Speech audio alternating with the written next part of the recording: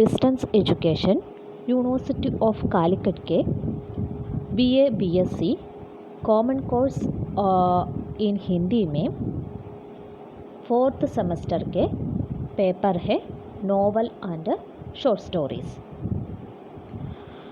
इस पेपर में हमें पढ़ने के लिए 3 मॉड्यूल है। पहला मॉड्यूल में प्रेमचंद के ईद का कहानी आती है और जज का फैसला जिसका लेखक है विष्णु प्रभाकर, और अपराध कहानी जिसका लेखक है उदय प्रकाश। और दूसरा मॉड्यूल में पिता ज्ञानरंजन के पिता और स्वयं प्रकाश के पार्टीशन, SR हरनोट के M.com, ये 3 कहानियाँ दूसरा मॉड्यूल में आता है। और तीसरा मॉड्यूल में हमें पढ़ने के लिए एक उपन्यास है जिसका नाम है सपनों की होम डिलीवरी।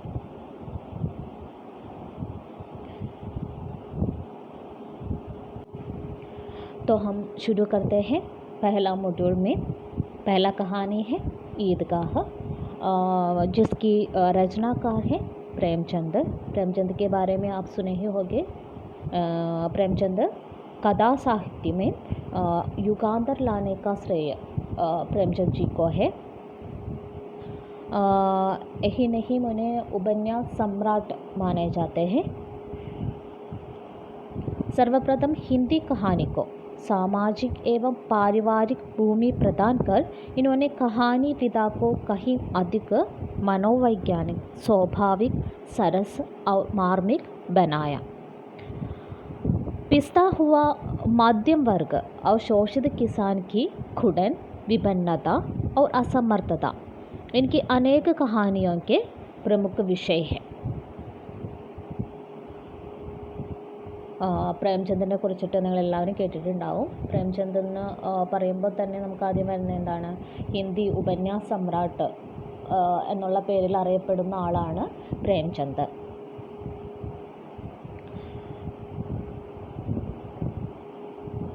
അതുപോലെ തന്നെ എന്താണ്, ഇദ്ദേഹത്തിൻ്റെ കഹാനികളുടെ വിഷയം എന്ന് പറയുന്നത് എപ്പോഴും എന്തായിരിക്കും, മധ്യം വർഗിനെ കുറിച്ചിട്ട്, അല്ലെങ്കിൽ എന്താ പറയുക, ശോഷിത കിസാൻ, അവരുടെ വിഷമങ്ങൾ, അവരുടെ എന്താണ്, അവരെ ശോഷണം ചെയ്യുന്ന ആളുകൾ, അവരെ കുറിച്ചിട്ടൊക്കെയാണ് ഈ കഹാനി അദ്ദേഹത്തിൻ്റെ കഹാനിയിൽ കൂടുതൽ വിഷയമാക്കിയിട്ടുള്ളത്.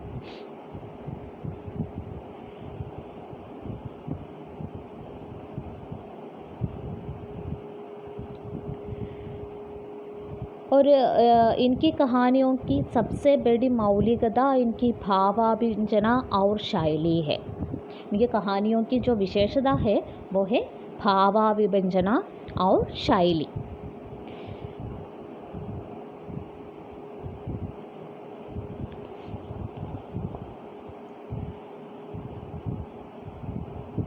इनकी प्रसिद्ध कहानियाँ हैं पंच परमेश्वर, राजा हरदौल, मंदिर और मस्जिद, सुजान भगत, बूढ़ी काकी, बड़े घर की बेटी, शतरंज के खिलाड़ी, पूस की रात, कफन आदि।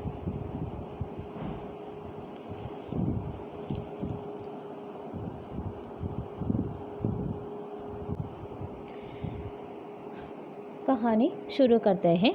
ईद के अवसर पर गांव में ईदगाह जाने की तैयारियां हो रही हैं।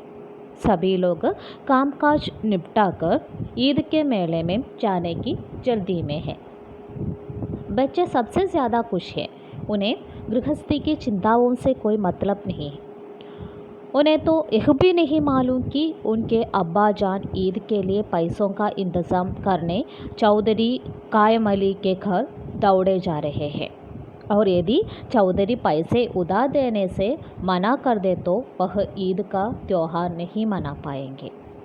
उनका यही ईद की खुशी के अवसर पर मुहर्रम जैसे मातम में बदल जाएंगे। बच्चों को तो बस ईदगाह जाने की जल्दी है। हामिद 4-5 साल का दुबला पतला लड़का है।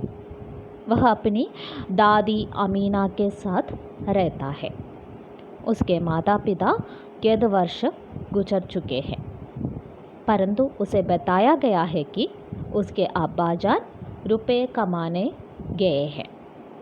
उनकी अम्मी जान अल्लाह मियाँ के घर से उसके लिए अच्छी अच्छी चीज़ें लाने गई है, इसलिए हामिद പ്രസന്ന ഹെ. അപ്പോൾ ഈദ് എങ്ങനെയാണ് ആഘോഷിക്കുന്നത്? ഈദ് ആഘോഷിക്കുന്നതിൻ്റെ പ്രധാന ഒരു എന്താണ് ഈദ്ഗാഹിൽ പങ്കെടുക്കുക എന്നുള്ളത്. അപ്പോൾ എല്ലാവരും അതിൻ്റെ തയ്യാറെടുപ്പിലാണ്.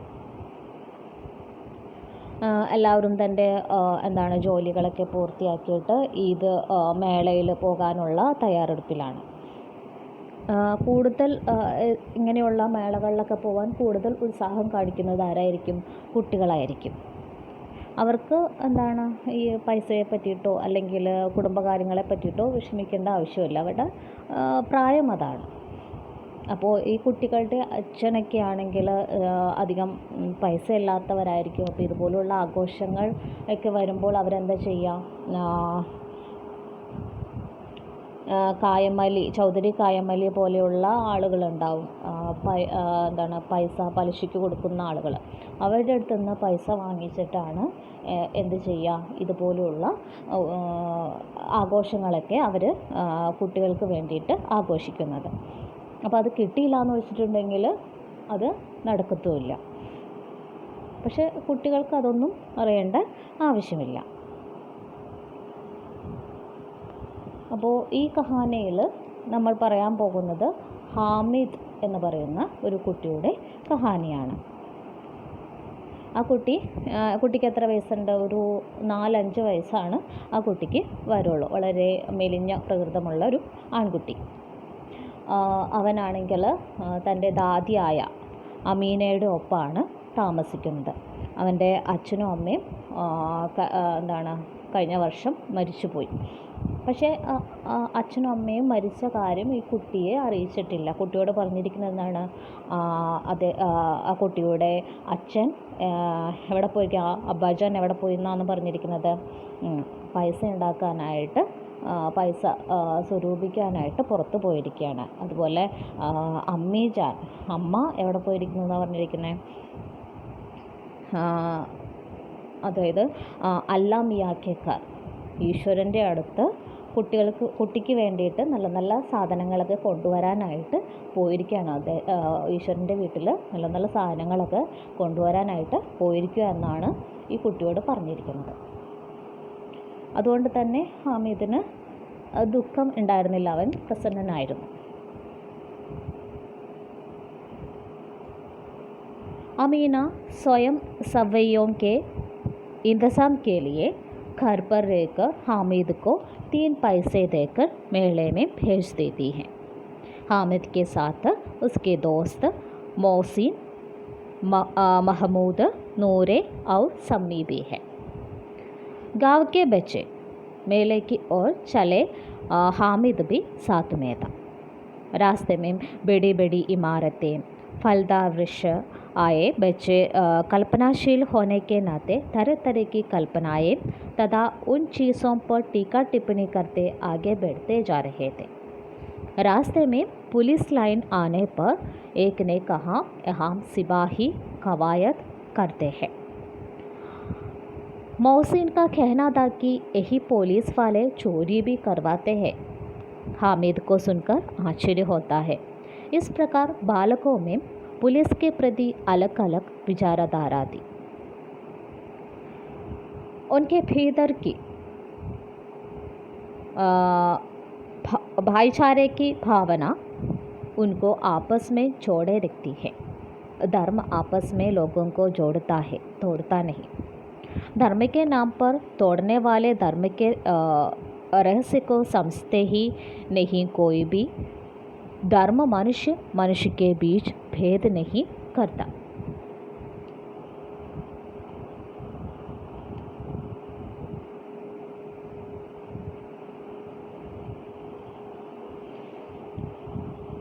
അപ്പോൾ ഇദ്ദേഹത്തിൻ്റെ ഹാമിദിൻ്റെ ദാദി അമീന ഈ കുട്ടിക്ക് ഒരു 3 രൂപ, ഹാമിദിന് 3 രൂപ കൊടുത്തിട്ട് മേളയിൽ പറഞ്ഞയക്കുകയാണ്. ദാദി പോയില്ല, കാരണം അവർക്ക് കുറച്ച് മിഠായികളൊക്കെ ഉണ്ടാക്കണമായിരുന്നു അതുകൊണ്ട്. അപ്പോൾ ഹാമിദ് തൻ്റെ കൂട്ടുകാരായ മോഹസിൻ, മെഹമൂദ്, നൂറെ, ഒരു സമ്മി, ഇവരാണ് കൂട്ടുകാർ. ഇവരുടെ ഒപ്പം ഹാമിദ് എവിടേക്ക് പോവാണ്? മേളയിലേക്ക് പോകുവാണ്. അപ്പോൾ പോകുന്ന വഴി ഇവരെന്താണ് പോകുന്ന വഴി വലിയ വലിയ കെട്ടിടങ്ങൾ കാണുന്നുണ്ട്, അതുപോലെ വലിയ വൃക്ഷങ്ങൾ കാണുന്നുണ്ട്. അപ്പോൾ ഇതിനൊക്കെ പറ്റിയിട്ട് ഇവർ അവരുടേതായ സങ്കല്പങ്ങളിൽ കുറേ കഥകൾ ഉണ്ടാക്കി പറയുകയാണ്. അപ്പോൾ പോണ വഴിയാണ് പോലീസിൻ്റെ ഇത് വരുന്നത്. അപ്പോൾ ഒരു കുട്ടി പറയുന്നു, ഇവിടെയാണ് പോലീസ് എക്സസൈസ് ചെയ്യുന്നത്, അവരുടെ കസരത്തുകളൊക്കെ എടുക്കുന്നത് ഇവിടെയാണ് എന്ന് പറയുന്നു. അപ്പോൾ അതിൽ മോസി എന്ന് പറഞ്ഞ ഒരു കുട്ടി പറയുന്നത്, ഈ പോലീസുകാരാണ് എന്ത് ചെയ്യിക്കുന്നത്, ചോരി, അതേപോലെ കളവ് ചെയ്യിക്കുന്നതും ഇവർ തന്നെയാണെന്നാണ് മോസിൻ്റെ അഭിപ്രായം. അപ്പോൾ ഇതൊക്കെ കേട്ടിട്ട് ഹമീദിന് ആശ്ചര്യമുണ്ടാവുകയാണ് ചെയ്യുന്നത്. അങ്ങനെ ഇവർക്കൊക്കെ പോലീസിനെ പറ്റിയിട്ട് പല പല വിചാരങ്ങളാണ് ഉള്ളത്. പക്ഷേ അവരുടെ ഇടയിലുള്ള ഒരു ഭായിച്ചാര, ആ ഒരു ബന്ധം അത് എപ്പോഴും നിലനിൽക്കുന്നുണ്ട്.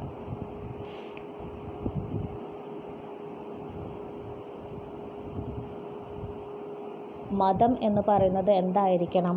അത് ആളുകളെ തമ്മിൽ അടുപ്പിക്കാനുള്ളതായിരിക്കണം, അല്ലാതെ ബന്ധങ്ങളെ അകറ്റാനുള്ളത് ആവരുത്.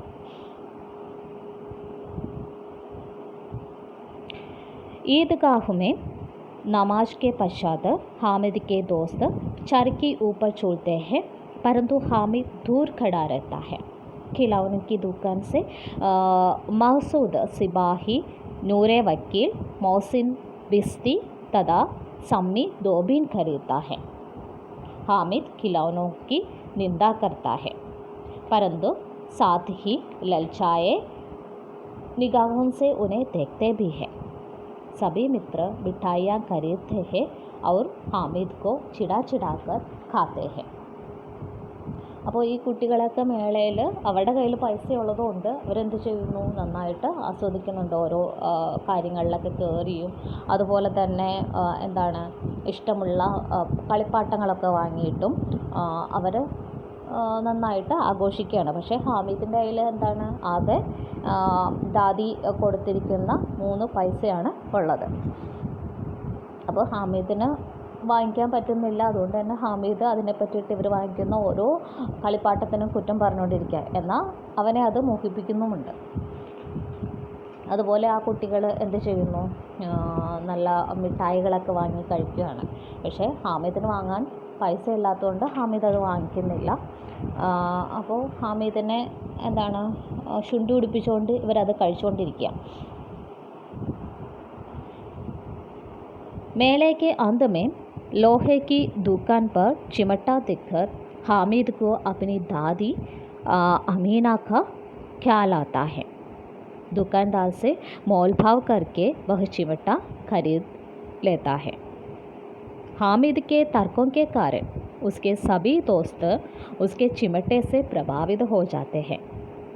घर पहुंचकर दोस्तों के खिलौने किसी न किसी प्रकार टूट जाते हैं, मगर उसका चिमटा कभी नहीं टूटता. അപ്പോൾ ഇങ്ങനെ അവർ ആ മേളയിലൂടെ ഇങ്ങനെ നടന്ന് ഏറ്റവും അവസാനം അവരവിടെ എത്തിച്ചേരുന്നു. ഒരു ഇരുമ്പൊക്കെ വിൽക്കുന്ന ഒരു കടയിൽ എത്തിച്ചേരുവാണ്. അവിടെ വച്ചിട്ട് ഹാമിദ് ഒരു ചിമിട്ട, അതായത് പാത്രങ്ങളൊക്കെ ഇങ്ങനെ പിടിക്കാൻ പറ്റുന്ന ഒരു സംഭവം ഉണ്ടല്ലോ, പക്കടെന്ന് പറയും, അത് കാണുന്നു അവൻ. അപ്പോൾ അത് കണ്ടപ്പോൾ തന്നെ അവൻ ആരെ ഓർമ്മിച്ചു? തൻ്റെ സ്വന്തം ദാദിയെ ഓർമ്മിക്കുകയാണ്. അപ്പോൾ ദാദിക്ക് വേണ്ടിയിട്ടാണ് അവൻ ആ ചിമട്ട വാങ്ങുന്നത്. അങ്ങനെ ആ കടക്കാരിൽ നിന്നും കുറേയൊക്കെ വില പേശിയിട്ട് അവൻ ആ ചിമട്ട 3 പൈസയ്ക്ക് വാങ്ങിക്കുകയാണ്. അങ്ങനെ ആദ്യം കൂട്ടുകാരൊക്കെ ഹാമിദിനെ കളിയാക്കിയെങ്കിലും എന്തിനാണ് ഇതുകൊണ്ട് എന്ത് ഉപയോഗം എന്നൊക്കെയുള്ള രീതിയിൽ കളിയാക്കിയെങ്കിലും പിന്നീട് അവർ ഇതിൽ പ്രഭാവിതരാവുകയാണ്. അതായത് ഇവൻ ഇതിനെ പറ്റിയിട്ട് കുറേ നല്ല കാര്യങ്ങൾ പറഞ്ഞു കൊടുക്കുമ്പോൾ ഈ കുട്ടികൾക്ക് തങ്ങളുടെ കളിപ്പാട്ടത്തേക്കായി നല്ലതാണ് ഈ ചിമിട്ട എന്ന് അവർക്ക് തോന്നുന്നു.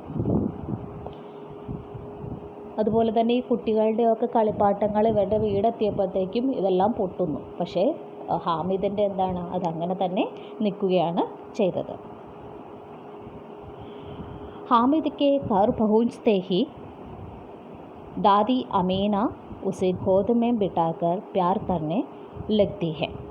अचानक हाथ में चिमटा देखकर चौंकी। पूछने पर वह बताता है कि उसके मेले से 3 पैसे का चिमटा खरीदा है। दादी उसकी नासमझी पर क्रोधित होते हुए पूछती है कि पूरे मेले में मुझे कोई और चीज़ खरीदने को नहीं मिली। हामिद अपराधी भाव से बताता है कि दादी की उंगलियां तवे से जल जाती थी, इसलिए उसके लिए चिमटा खरीदा। ये सुनकर बुढ़िया का क्रोध तुरंत स्नेह में बदल गया। അങ്ങനെ ഹാമിദ് വീട്ടിലെത്തുന്നു. ദാദി അമീന അവനെ മടിയിലിരുത്തി കൊഞ്ചിക്കുന്നു. അപ്പോഴാണ് പെട്ടെന്ന് ഇവൻ്റെ കയ്യിൽ ഈ ചിമിട്ട കാണുന്നത്. അപ്പോൾ ചോദിച്ചപ്പോൾ പറഞ്ഞു ഇത് മേളയിൽ നിന്നും വാങ്ങിച്ചതാണ് എന്ന് പറയുന്നു. 3 പൈസയ്ക്ക് വാങ്ങിച്ചതാണ് എന്ന് പറയുന്നു. അപ്പോൾ ദാദിക്ക് ആദ്യം ദേഷ്യമാണ് വന്നത്. 3 പൈസ കൊണ്ടുപോയിട്ട് നിനക്ക് ഇത് മാത്രമാണോ മേടിക്കാൻ കിട്ടിയുള്ളൂ എന്നുള്ള രീതിയിൽ അവനോട് ദേഷ്യപ്പെട്ടിട്ട് ചോദിക്കുകയാണ്. അപ്പോൾ ഹാമിദ് ആകെ കുറ്റബോധം ഉണ്ടാവുന്നു. അപ്പോൾ അവൻ പറയുന്നു, അവനെന്താ പറഞ്ഞാൽ ദാദിയുടെ എന്താണ് ചൂടുള്ള പാത്രങ്ങൾ പിടിക്കുമ്പോൾ ദാദിയുടെ കൈ പൊള്ളുന്നത് ഞാൻ പലപ്പോഴും കണ്ടിട്ടുണ്ട്. അപ്പോൾ അതുകൊണ്ട് ദാദിക്ക് വേണ്ടിയിട്ട് ഞാൻ വാങ്ങിച്ചതാണ് എന്ന് പറയുകയാണ് ചെയ്യുന്നത്. ഇത് കേൾക്കുമ്പോൾ എന്താണ് ഈ ദാദിക്ക് ദാദിയുടെ ആ ദേഷ്യം സ്നേഹമായിട്ട് മാറുകയാണ് ചെയ്യുന്നത്.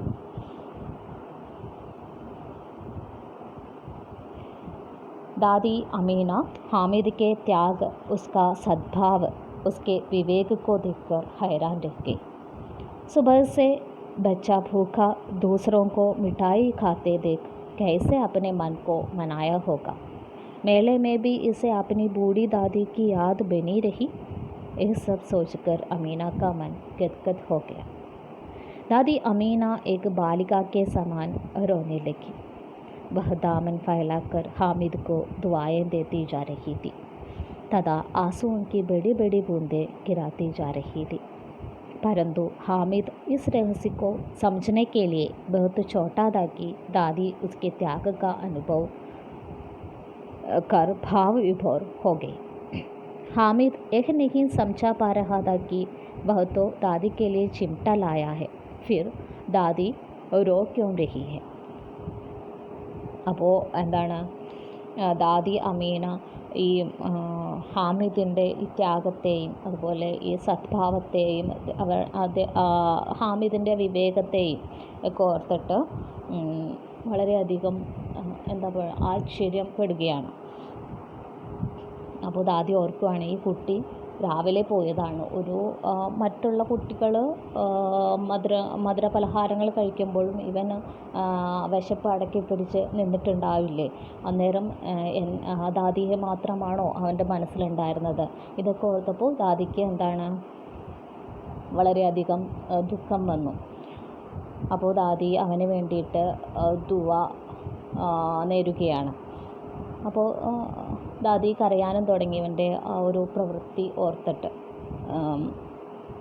അപ്പോൾ ഹാമിദിനാണെങ്കിൽ ഈ ദാദി എന്തിനാ കരയുന്നതെന്നുള്ളത്, താൻ ഇത്രയും നല്ലൊരു കാര്യം ചെയ്തിട്ട് ദാദിക്ക് വേണ്ടിയിട്ട് ചിമട്ട വാങ്ങിയിട്ടും ദാദി എന്തിനാണ് കരയുന്നത് എന്ന് അവന് മനസ്സിലാക്കാൻ പറ്റുന്നുണ്ടായിരുന്നില്ല. കാരണം അവൻ ചെറിയ കുട്ടിയായിരുന്നു, അതിനുള്ള പ്രായം അവനായിട്ടില്ല.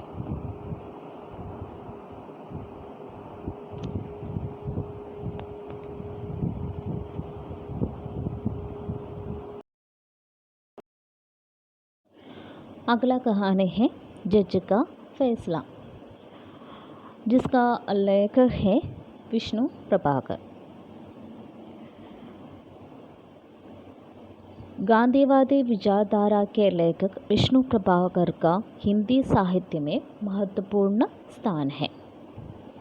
विष्णु प्रभाकर एक गांधीवादी विचारधारा का एक लेखक है। इन्होंने कथा साहित्य के अलावा एकांकी, नाटक, यात्रा वर्णन, संस्मरण, रिपोर्टाज आदि विधाओं में भी अपना योगदान दिया है।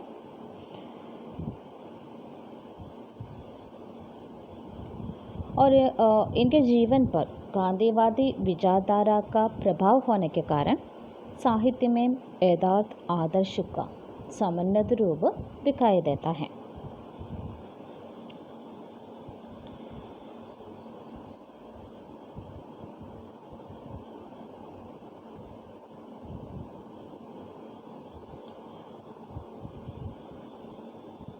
जज का फैसला कहानी के बारे में स्वयं विष्णु प्रभाकर जी लिखते हैं कि इस कहानी का आधार एक विचार है और इस विचार के कई रूप हो सकते हैं।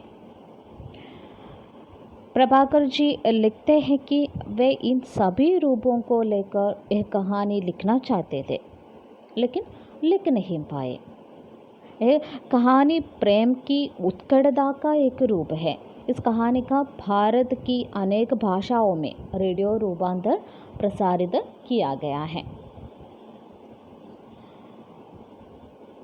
അപ്പോൾ സ്വയം വിഷ്ണു പ്രഭാകർ ജി തന്നെ പറയുന്നത് എന്താണ്, ജഡ്ജ് കാ ഫൈസല എന്ന് പറയുന്നത് ഇതിൻ്റെ ഒരു ബേസ് എന്ന് പറയുന്നത് ഒരു വിചാരമാണ്.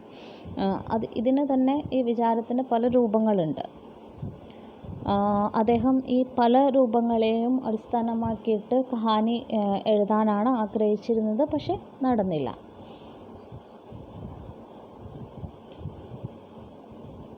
इस कहानी में हमें प्रेम की उत्कटता का एक रूप देखने को मिलते हैं.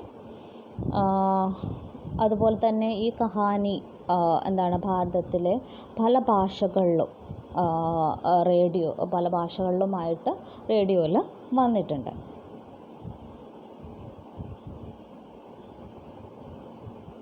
इस कहानी में विष्णु जी ने एक रेल दुर्घटना का चित्रण करते हुए एक विवाहित जोड़े के प्रेम को शब्दों में पिरोया है. रेलगाड़ी बेहटा स्टेशन से गुजर जाने पर जहां एक बार भयंकर दुर्घटना हो गई थी, रेलगाड़ी के अंदर बैठा एक प्राउड सज्जन ने, जो एक जज था, एक कहानी सुनाई जो इस स्टेशन दुर्घटना से संबंधित थी. उस दुर्घटना में अनेक यात्रियों के जाने गई थी और उससे भी कुछ अधिक यात्री घायल हुए थे. അപ്പോൾ ഈ കഹാനിയിലൂടെ വിഷ്ണു പ്രഭാകർ ജി എന്താണ് പറയുന്നതെന്ന് വെച്ചാൽ, ഒരു തീവണ്ടി അപകടത്തെക്കുറിച്ചിട്ട് അത് ചിത്രീകരിക്കുന്നത് വഴി അതിൽ സഞ്ചരിച്ചിരുന്ന രണ്ട് വിവാഹിതരായ ദമ്പതികളുടെ സ്നേഹബന്ധത്തെക്കുറിച്ചിട്ടാണ് പറയുന്നത്. കഥയുടെ തുടക്കം അങ്ങനെയാണ്. ഈ തീവണ്ടി ബെഹട്ട സ്റ്റേഷൻ കൂടി പോകുന്ന സമയത്ത് അവിടെയാണ് ഈ ദുർഘടന ഉണ്ടായത്. അതായത് ഈ റെയിൽ അപകടം ഉണ്ടായത് അവിടെയാണ്. അപ്പോൾ ആ സമയത്ത് ഒരു തീവണ്ടിയിലിരുന്ന ഒരാൾ കണ്ടാൽ നല്ല വ്യക്തിത്വമുള്ള ഒരാളാണ്. ആളാരായിരുന്നു? ഒരു ജഡ്ജായിരുന്നു. അപ്പോൾ അദ്ദേഹം ഈ ദുർഘടനയെക്കുറിച്ചിട്ട് ഈ സ്റ്റേഷൻ വഴി അദ്ദേഹത്തിൻ്റെ അദ്ദേഹം സഞ്ചരിച്ച തീവണ്ടി പോയപ്പോൾ ഈ സ്റ്റേഷനിൽ നേരത്തെ സംഭവിച്ച ഒരു തീവണ്ടി അപകടത്തെക്കുറിച്ചിട്ട് അദ്ദേഹം സഹയാത്രികരോട് പറയുകയാണ്. ആ തീവണ്ടി അപകടത്തിൽ കുറേ ആളുകൾ മരിച്ചിരുന്നു. അതേപോലെ തന്നെ അതിലും കൂടുതൽ ആളുകൾ പരിക്കുകളോടെ രക്ഷപ്പെട്ടിരുന്നു. പരിക്കുകൾ നന്നായിട്ടുണ്ടായിരുന്നു അവർക്ക്. जिस रेलगाड़ी की दुर्घटना हुई थी उसमें एक पति पत्नी भी यात्रा कर रहे थे। पत्नी एक अपूर्व सुंदरी थी। उनके विवाह के यद्यपि 5 वर्ष बीत चुके थे तो भी वह नवविवाहित दुल्हन की तरह लगती थी। उनके सहयात्रियों ने वे पत्नियों के लिए पूरी बर्थ छोड़ दी थी, क्योंकि उन लोगों को गलतफहमी हो गई थी कि ये अभी अभी विवाह करके लौट रहे हैं। അപ്പോൾ ഈ തീവണ്ടി അപകടം ഉണ്ടായ ആ തീവണ്ടിയിൽ ഒരു മറ്റുള്ള യാത്രികരോടൊപ്പം തന്നെ ഒരു ഭാര്യയും ഭർത്താവും സഞ്ചരിച്ചിരുന്നു. അതിൽ ഭാര്യയെ കാണാൻ നല്ല ഭംഗിയായിരുന്നു. അവരുടെ വിവാഹം കഴിഞ്ഞിട്ട് 5 വർഷമായെങ്കിലും ആ ഭാര്യയെ കണ്ടാൽ തോന്നില്ലായിരുന്നു എത്ര വർഷം 5 വർഷമായി ഇവരുടെ കല്യാണം കഴിഞ്ഞിട്ട് എന്ന്. കണ്ടാൽ ഇപ്പോഴും ഇപ്പോൾ തന്നെ കല്യാണം കഴിഞ്ഞ ഒരു ഭാര്യയെപ്പോലെ, ഒരു പെൺകുട്ടിയെ പോലെയാണ് തോന്നിയിരുന്നുള്ളൂ. അപ്പോൾ അതുകൊണ്ട് തന്നെ ഇവർ പുതുതായിട്ട് കല്യാണം കഴിച്ചതാണെന്നുള്ള ഒരു തെറ്റിദ്ധാരണയിൽ ആ കമ്പാർട്ട്മെൻറ്റിലുണ്ടായിരുന്ന ആളുകൾ ഒരു ബർത്ത് തന്നെ അവർക്കായിട്ട് വിട്ടുകൊടുത്തു.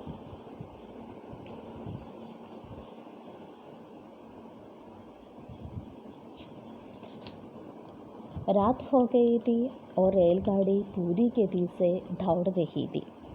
प्रायः सभी यात्रियां सो चुके थे, लेकिन वह दंपति अब भी प्रेमालाप में व्यस्त था. पति को स्वयं पत्नी एक सपना लगता था. तभी अचानक वह दुर्घटना हुआ. सब कुछ उदल पुदल होने लगा. देखते देखते समूचा वातावरण आर्तनाद और मर्मभेदी कराह से भर उठा. അപ്പോൾ രാത്രിയായപ്പോൾ എന്ത് സംഭവിച്ചു? എല്ലാവരും ഉറങ്ങിയിരുന്നു. ആ ട്രെയിനിലെ മിക്ക ആളുകളും, യാത്ര ചെയ്തിരുന്ന ആളുകളും ഭൂരിഭാഗം ആളുകളും ഉറങ്ങിയിരുന്നു. പക്ഷേ ആ ഭാര്യയും ഭർത്താവും അപ്പോഴും ഉറങ്ങിയിട്ടില്ല. അവർ സംസാരിച്ചു കൊണ്ടിരിക്കുകയായിരുന്നു. ആ ഭർത്താവിന് തനിക്ക് ഇത്രയും ഭംഗിയുള്ള ഒരു ഭാര്യയെ കിട്ടിയത് ഇപ്പോഴും വിശ്വസിക്കാൻ പറ്റാത്ത ഒരവസ്ഥയിലായിരുന്നു. പെട്ടെന്നാണ് അത് സംഭവിച്ചത്. ഈ തീവണ്ടി അപകടത്തിൽപ്പെട്ടു. എല്ലാം മാറി മറിഞ്ഞു. പെട്ടെന്ന് അവിടെ നിലവിളിയും ഒച്ചപ്പാടുമൊക്കെ ആയിട്ട് മാറി. वे पति पत्नी दोनों बुरी तरह से घायल हुए और दोनों को अलग अलग अस्पताल में भर्ती किया जाता है. दोनों को होश आने पर पति और पत्नी एक दूसरे के बारे में पूछने लगता है. पति ने अपनी पत्नी विमला को देखने का आग्रह किया. तब डॉक्टर ने कहा कि उनकी पत्नी जीवित है, लेकिन अब वह देखने की हालत में नहीं है. डॉक्टर से बार बार मिन्नत करने पर पत्नी को अपनी पत्नी से मिलने का मौका प्रदान करता है. അപ്പോൾ ഈ റെയിൽ അപകടത്തിൽ എന്ത് സംഭവിച്ചു? ഈ ഭാര്യയ്ക്കും ഭർത്താവിനും നല്ല പോലെ സാരമായിട്ട് തന്നെ പരിക്കേറ്റു. രണ്ടുപേരെയും 2 ഹോസ്പിറ്റലിലേക്കാണ് കൊണ്ടുപോയത്. അപ്പോൾ ഇവർക്ക് ബോധം വന്നപ്പോൾ പരസ്പരം അവർ അന്വേഷിച്ചു. അവർക്ക് കാണണമെന്ന് പറഞ്ഞു. അപ്പോൾ ഈ ഭർത്താവിന് തൻ്റെ പത്നിയെ കാണാൻ അതിയായ ആഗ്രഹമുണ്ടായിരുന്നു. അപ്പോൾ ഭർത്താവിനെ ശുശ്രൂഷിക്കുന്ന ഡോക്ടർ പറഞ്ഞു, താങ്കളുടെ ഭാര്യ ജീവനോടെ തന്നെ ഉണ്ട്, പക്ഷേ ഇപ്പോൾ കാണാൻ പറ്റിയ അവസ്ഥയിലല്ല എന്ന് അദ്ദേഹം അറിയിക്കുന്നുണ്ട്. പക്ഷെ എന്നാലും തൻ്റെ ഭാര്യയെ കാണാനുള്ള ആഗ്രഹം കൂടിയതുകൊണ്ട് അദ്ദേഹം ഡോക്ടറോട് താണുകേണ അപേക്ഷിച്ച് തൻ്റെ പത്നിയെ കാണാനുള്ള അവസരം നേടിയെടുക്കുകയാണ്.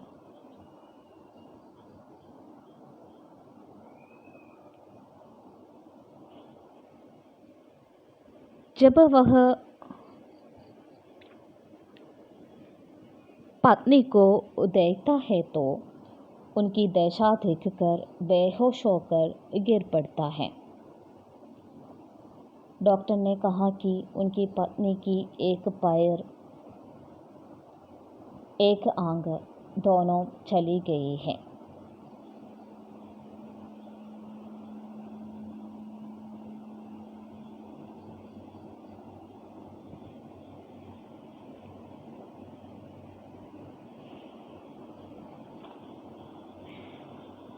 और मुंह कुछ टेढ़ा हो गया है। और उन्होंने कहा कि 4 दिन पहले आपकी पत्नी अपूर्व सुंदरी थी, पर अब वह ऐसा नहीं रहा। अंत में डॉक्टर पति से सब्र से स्थिति को संभालने का उपदेश देता है। അങ്ങനെ എന്താണ് തൻ്റെ പത്നിയെ പതി കാണുകയാണ്. കണ്ടപ്പോൾ തന്നെ ഇദ്ദേഹം പത്നിയെ കണ്ടിട്ട് ബോധം കെട്ട് വീഴുന്നു. കാരണം എന്താണ്? ആ പത്നി, അത്രയ്ക്ക് സൗന്ദര്യമുണ്ടായിരുന്ന ആ പത്നിയുടെ അവസ്ഥ ഇപ്പോൾ എങ്ങനെയാണ്? ഒരു കാല് ഇല്ല, അതുപോലെ തന്നെ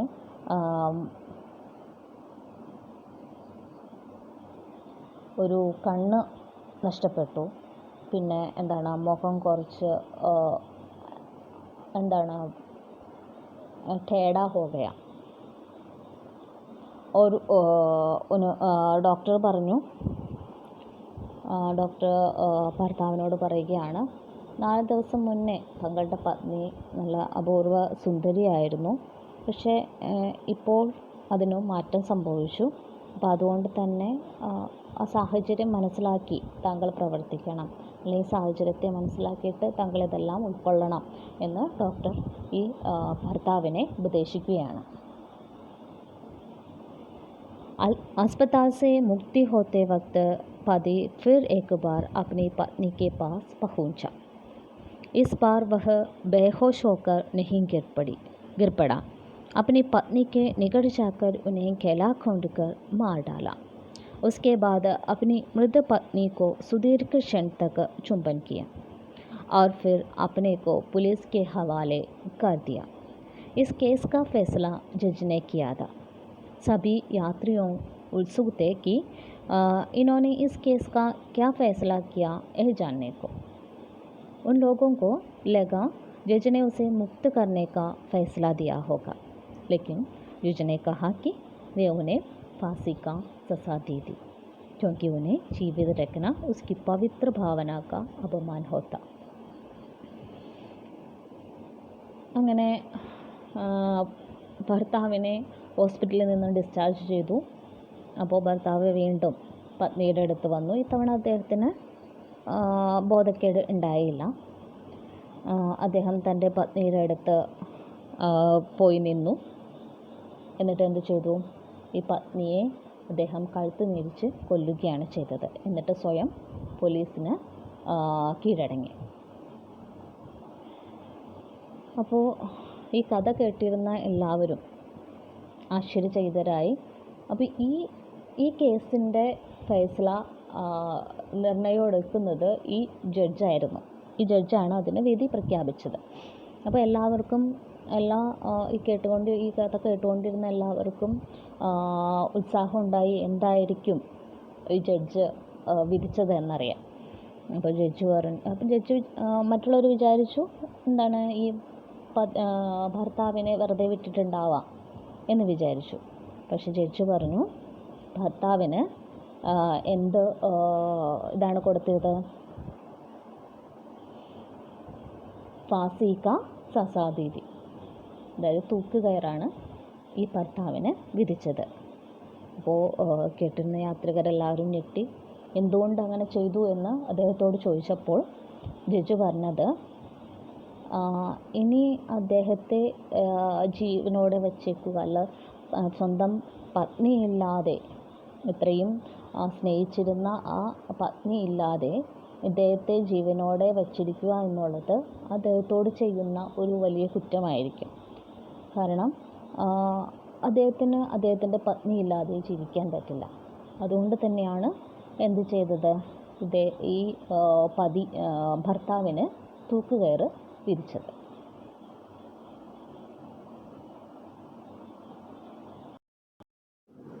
अगला कहानी है उदय प्रकाश की अपराध। उदय प्रकाश की कहानी संग्रह है दरिया घोड़ा, तिरछी, अंध में प्रार्थना, पॉल गोमरा का स्कूटर, पीली छतरी वाली लड़की, दत्तात्रेय के दुख, मोहनदास, अरेबा परेबा आदि। अपराध लेखक उदय प्रकाश की एक श्रेष्ठ कहानी है जिसके अंतर्गत उन्होंने बचपन की एक अविस्मरणीय घटना को आधार बनाया है।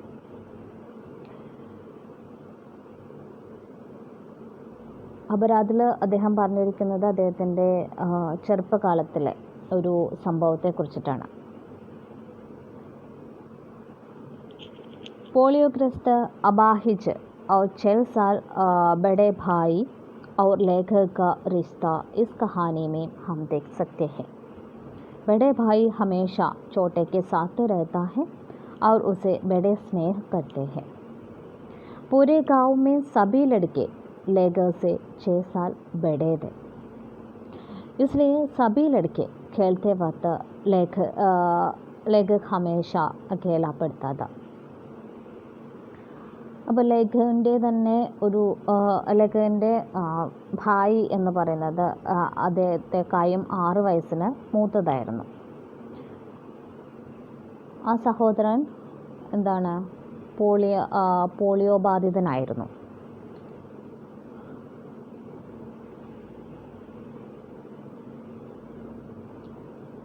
അദ്ദേഹത്തിൻ്റെ മൂത്ത സഹോദരൻ എപ്പോഴും തൻ്റെ ഇളയ സഹോദരനായ ലേഖകൻ്റെ ഒപ്പം തന്നെ ഉണ്ടായിരുന്നു. അതുപോലെ തന്നെ ലേഖകനെ വളരെയധികം സ്നേഹിച്ചിരുന്നു.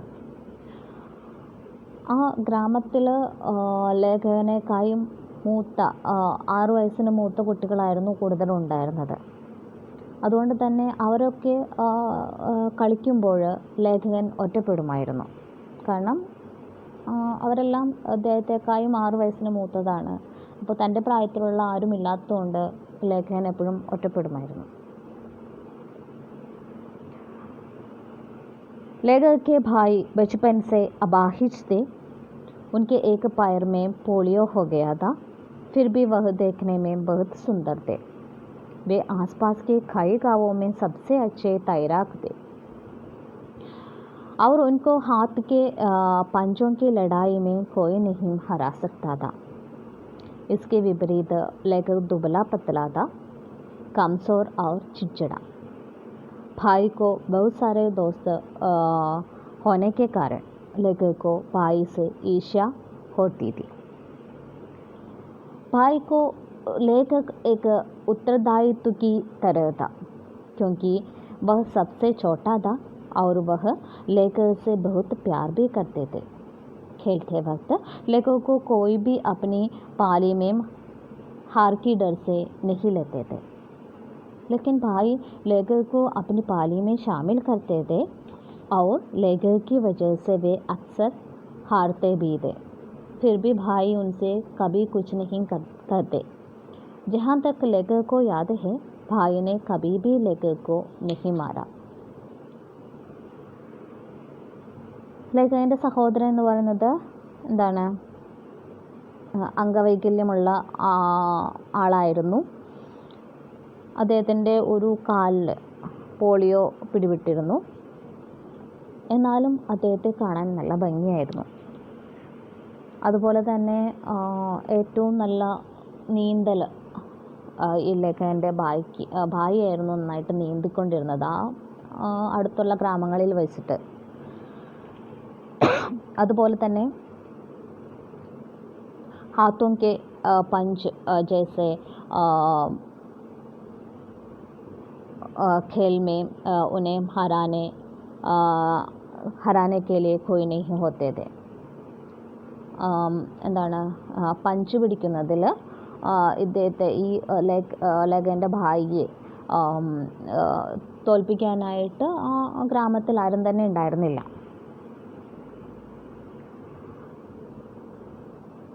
എന്നാൽ ലേഖകൻ തൻ്റെ സഹോദരനേക്കാളും നേരെ വിപരീതമായിരുന്നു. എങ്ങനെയായിരുന്നു? ദുബല പത്തലയായിരുന്നു, അതായത് ശോഷിച്ച ഒരു കുട്ടിയായിരുന്നു. അതുപോലെ തന്നെ വളരെ എന്ത് കാര്യത്തിനും ദേഷ്യപ്പെടുന്ന, വികൃതി പിടിക്കുന്ന ഒരു കുട്ടിയായിരുന്നു. അതുപോലെ തന്നെ തൻ്റെ സഹോദരന് കുറേ അധികം കൂട്ടുകാരുള്ളതുകൊണ്ട് തന്നെ ലേഖകന് സഹോദരനോട് എന്താണ് ഒരു ഈർഷ്യ തോന്നുമായിരുന്നു.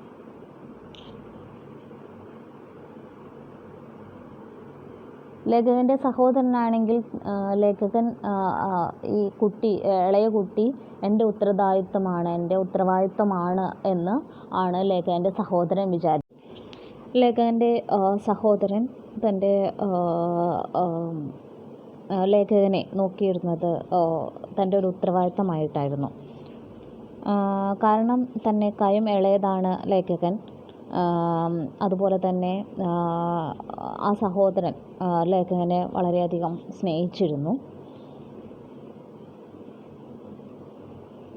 അതുപോലെ തന്നെ കളിക്കുന്ന സമയത്ത്, മറ്റു കുട്ടികൾ കളിക്കുന്ന സമയത്ത് മറ്റുള്ള ടീമിലൊന്നും ലേഖകനെ ഉൾപ്പെടുത്തില്ലായിരുന്നു. കാരണം ലേഖകൻ വളരെ ചെറുതാണ്. അവനെ ഉൾപ്പെടുത്തിയാൽ ആ ടീം തോൽക്കുമെന്ന് അവർക്കറിയാവുന്നത് കൊണ്ട് അവർ ലേഖകനെ ആ ടീമിൽ ഉൾപ്പെടുത്തില്ലായിരുന്നു. പക്ഷേ അദ്ദേഹത്തിൻ്റെ സഹോദരൻ എങ്ങനെയായിരുന്നു? സഹോദരൻ്റെ ടീമിൽ ലേഖകനെ ഉൾപ്പെടുത്തുമായിരുന്നു. അത് തൻ്റെ ടീം ലേഖകനെ ഉൾപ്പെടുത്തിയാൽ തൻ്റെ ടീം തോൽക്കുമെന്ന് അറിഞ്ഞുകൊണ്ട് തന്നെ സഹോദരൻ ലേഖകനെ തൻ്റെ ടീമിൽ എടുക്കുമായിരുന്നു. കാരണം അത്രയ്ക്ക് ലേഖകൻ്റെ സഹോദരൻ ലേഖകനെ സ്നേഹിച്ചിരുന്നു.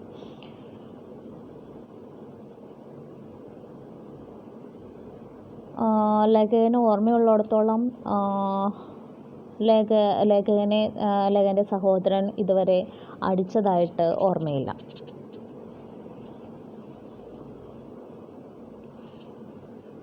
अब लेखक जो घटना के बारे में बताने जा रहा है, जिसका अपराध बोध आज भी लेखक के मन में अंगारे की तरह सुलगने लगती है। घटना इस प्रकार है। उस दिन सभी लड़के कटबल खेल रहे थे।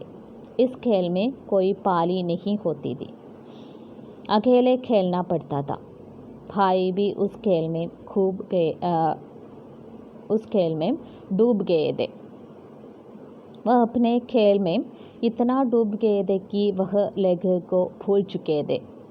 भाई की तरफ से अपनी उपेक्षा पाकर लेखक को बहुत गुस्सा हुआ और लेखक के मन में भाई के प्रति प्रतिकार भावना पैदा हुआ।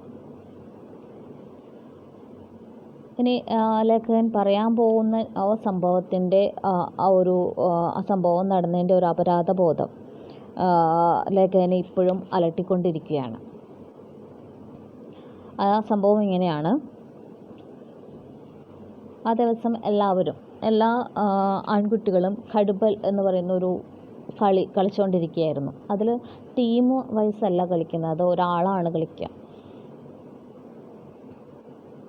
അപ്പോൾ ഭായി വളരെ എന്താണ് ആ കളിയിൽ ഭയങ്കരമായിട്ട് മുഴുകിയിരുന്ന കാരണം കൊണ്ട് ലേഖകനെ നോക്കാനോ ഒന്നും പറ്റിയില്ല.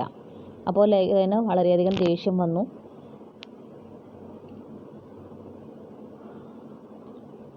അതുകൊണ്ട് തന്നെ ലേഖകൻ്റെ മനസ്സിൽ തൻ്റെ സഹോദരൻ്റെ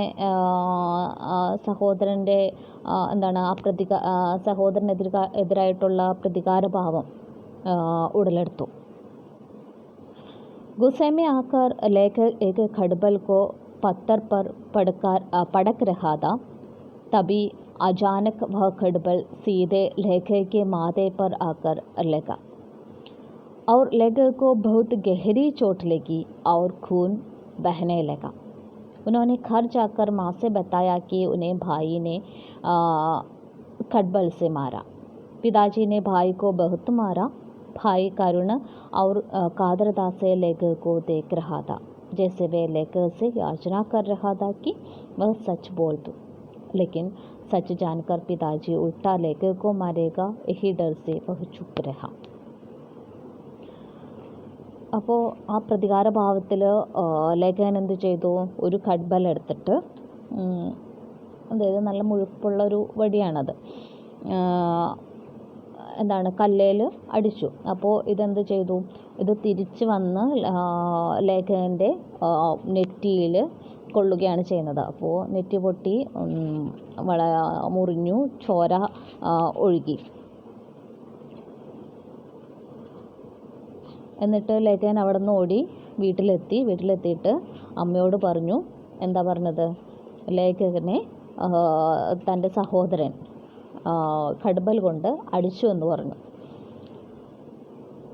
ഇത് കേട്ടപ്പോൾ ലേഖകൻ്റെ അച്ഛൻ സഹോദരനെ വളരെയധികം അടിച്ചു. അപ്പോഴും ആ സഹോദരൻ വളരെ കരുണഭാവത്തിൽ ലേഖകനെ നോക്കുന്നുണ്ടായിരുന്നു. ഒന്ന് പറയൂ, ഞാനല്ല ചെയ്തതെന്നുള്ള രീതിയിൽ ലേഖകനെ നോക്കുന്നുണ്ടായിരുന്നു. പക്ഷേ ലേഖകൻ അപ്പോൾ പറയാൻ പേടിയായിരുന്നു. ഇനിയിപ്പോൾ പിതാജി ലേഖകനെ അടിച്ചാലോ, ഞാൻ കള്ളം പറഞ്ഞ കാരണം ലേഖകനെ അടിച്ചാലോ എന്ന് വിചാരിച്ചിട്ട് ലേഖകനത് പറഞ്ഞില്ല.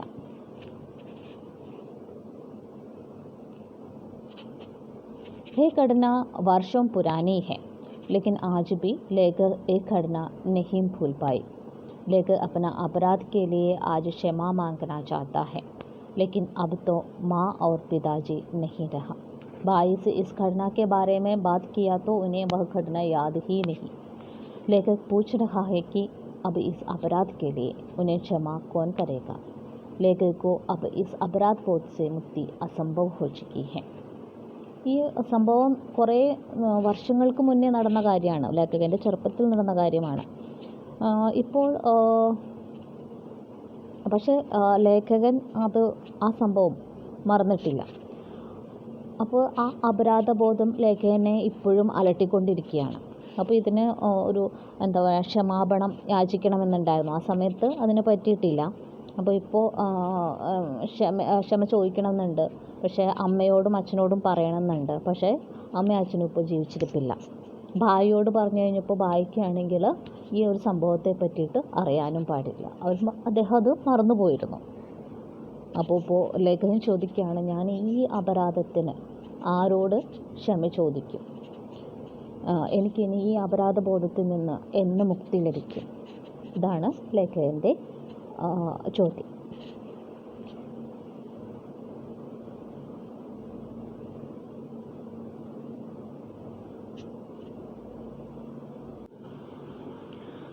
मॉड्यूल 2, इसमें पहली कहानी है पिता, जिसका लेखक है ज्ञानरंजन.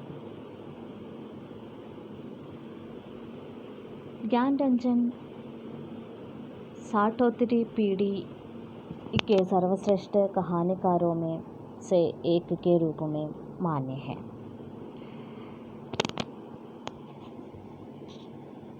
साठोत्तरी पीढ़ी के 4 यार के रूप में प्रसिद्ध मंडली के चारों सदस्य ज्ञानरंजन, दूधनाथ सिंह, काशीनाथ सिंह एवं रविंद्र कालिया में से सबसे पहले सर्वाधिक प्रसिद्ध ज्ञानरंजन को ही प्राप्त हुई है.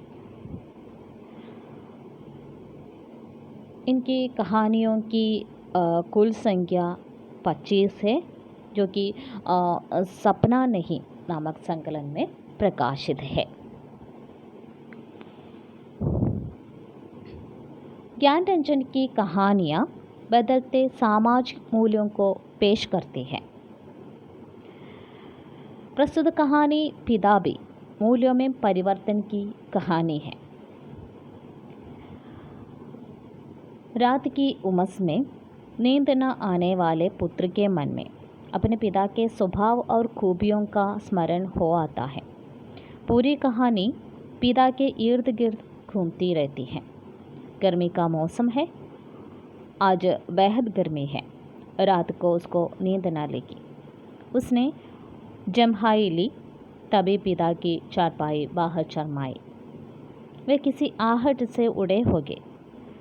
जब वह घूम फिर कर लौट रहा था तो पिता अपना बिस्तर बाहर लगाकर बैठे थे. कनखी से उसने उन्हें अपनी गंजी से पीठ का पसीना रगड़ते हुए देखा और उसे लगा कि पिता को गर्मी की वजह से नींद न आ रही है, लेकिन उसे इस स्थिति से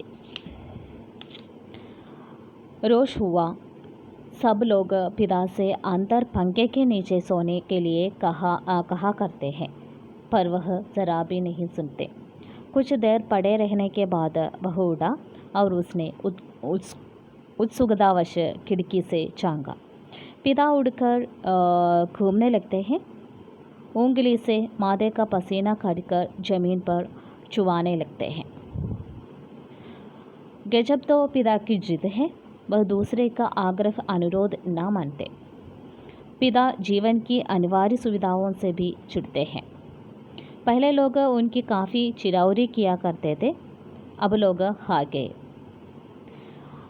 आज तक किसी ने पिता को वॉश बेसिन में मुंह हाथ धोती नहीं देखा।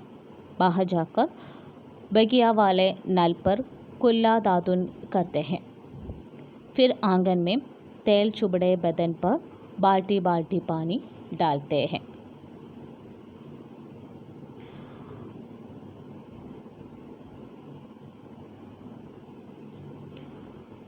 അപ്പോൾ ഈ കഹാനിയിലൂടെ ഗ്യാൻരഞ്ജൻ പറയുന്നത് എന്താണെന്ന് വെച്ചിട്ടുണ്ടെങ്കിൽ ബദൽത്തെ സാമാജിക് മൂല്യമൊക്കെ മാറുന്ന സാമൂഹിക മൂല്യങ്ങളെക്കുറിച്ചിട്ടാണ് പറയുന്നത്. പിത എന്ന് പറയുന്ന കഹാനിയും ഗ്യാൻരഞ്ജൻ്റെ ഇതുപോലത്തെ തന്നെ ഒരു കഹാനിയാണ്. അപ്പോൾ ഈ കഹാനി തുടങ്ങുന്നത് എങ്ങനെയാണ്? രാത്രിയിൽ ഉറക്കം വരാതെ ഈ പിതാവിൻ്റെ പുത്രൻ എഴുന്നേൽക്കുകയാണ്.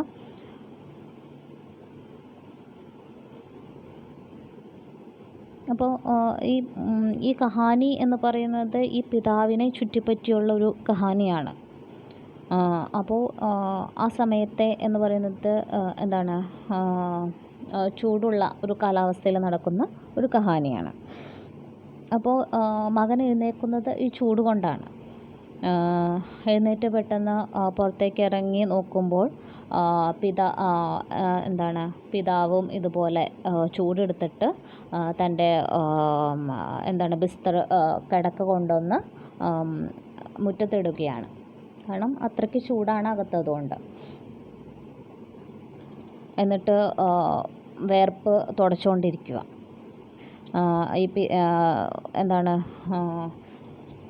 ചൂടുള്ള കാലാവസ്ഥ കൊണ്ടാണ് അദ്ദേഹത്തിന് ഉറക്കം വരാത്തത്. എന്നാൽ അകത്ത് ഫാനുണ്ട്, അദ്ദേഹത്തിന് അവിടെ കിടക്കാം. പക്ഷേ അദ്ദേഹത്തിൻ്റെ ഒരു ശീലം എന്ന് പറയുന്നത് അതല്ല. അദ്ദേഹത്തിന് അതൊന്നും സുഖ സൗകര്യങ്ങളൊന്നും അദ്ദേഹത്തിന് ഇഷ്ടമല്ല. അദ്ദേഹത്തിന് പഴയ രീതിയിൽ ജീവിക്കാനാണ് ഇഷ്ടം. അദ്ദേഹം ഒരിക്കലും സുഖസൗകര്യങ്ങളിൽ ജീവിക്കാൻ ഇഷ്ടപ്പെടുന്നില്ല. അതൊക്കെ മക്കൾക്കുള്ളതാണ് എന്നാണ് അദ്ദേഹം വിചാരിച്ചിരിക്കുന്നത്. അതുപോലെ തന്നെ വാഷ് ബേസിനിൽ മുഖം കഴുകുന്നതൊന്നും ഇവർ കണ്ടിട്ടില്ല, മക്കൾ കണ്ടിട്ടില്ല. കാരണം അദ്ദേഹം അങ്ങനെ ചെയ്യുന്നില്ല. അദ്ദേഹം പഴയ രീതിയിൽ തന്നെ പുറത്ത് പോയി പുറത്തുള്ള പൈപ്പിലാണ് ബ്രഷ് ചെയ്യുന്നതും എല്ലാം ചെയ്യുന്നത്. അതുപോലെ കുളിക്കുന്നതാണെങ്കിൽ അവിടെയുള്ള പുറത്തുള്ള കിണറിൽ നിന്നും ബക്കറ്റിന് കോരി വെള്ളം എടുത്തിട്ടാണ് കുളിക്കുന്നത്. ബാത്റൂം ഉണ്ടെങ്കിലും അവിടെ കുളിക്കാമെങ്കിലും അദ്ദേഹം അത് ചെയ്യില്ല.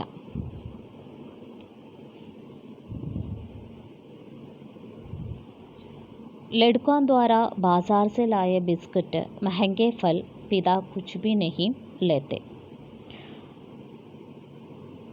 कभी लेते हैं तो बहुत नाक भौं सिंगोड़ कर उसके बेस्वाद होने की बात पर शुरू में ही जोर दे देते हुए वह अपना हाथ पाँव जानते हैं, अपना अर्जन और उसी में उन्हें संतोष है.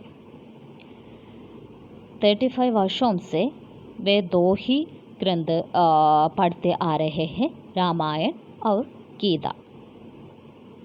അതുപോലെ തന്നെ ഈ കുട്ടികൾ പുറത്ത് നിന്ന് വാങ്ങിക്കുന്ന മാർക്കറ്റിൽ നിന്ന് വാങ്ങിക്കുന്ന ബിസ്ക്കറ്റ് ആയാലും അതുപോലെ വളരെ വിലപിടിപ്പുള്ള ഫ്രൂട്ട്സ് ആയാലും ഇദ്ദേഹം കഴിക്കില്ല. കഴിച്ചാൽ തന്നെയും അതിനെപ്പറ്റി എന്തെങ്കിലും കുറ്റം പറഞ്ഞിട്ടാണ് ആൾ കഴിക്കുള്ളൂ. അതുപോലെ തൻ്റെ ചെറിയ ചിലവ് ചെയ്തിട്ട് ജീവിക്കാനാണ് അദ്ദേഹം ആഗ്രഹിക്കുന്നത്. ഈ 35 വർഷത്തിനിടയ്ക്ക് അദ്ദേഹം പഠിച്ചിട്ടുള്ള 2 പുസ്തകങ്ങളാണ് രാമായണവും ഗീതയും.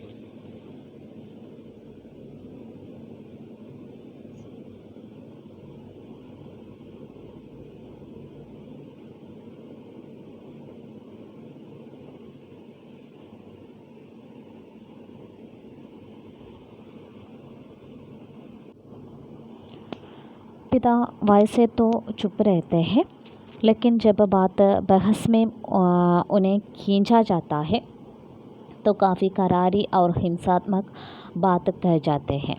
उल्टे उन्हें घेरने वाले हम भाई बहन अपराधी बन जाते हैं. लोग मौका ढूंढने लगते हैं पिता को किसी प्रकार अपने साथ की सुविधाओं में थोड़ा बहुत शामिल कर सके, पर ऐसा नहीं हो पाता.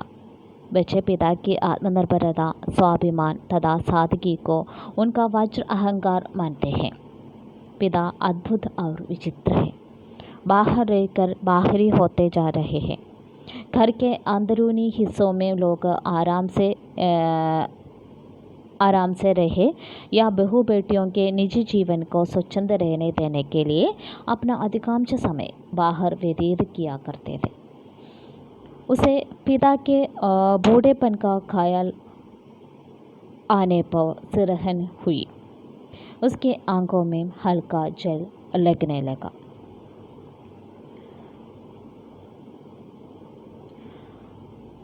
പിതാവ് അദ്ദേഹത്തിൻ്റെ ഫാദർ എങ്ങനെയാണ് എപ്പോഴും മിണ്ടാതിരിക്കുന്ന ആളാണ്. പിന്നെ എന്തെങ്കിലും തർക്കം വരുമ്പോൾ അദ്ദേഹം വളരെ കർക്കശമായിട്ട് തീരുമാനം എടുക്കുന്ന ആളാണ്.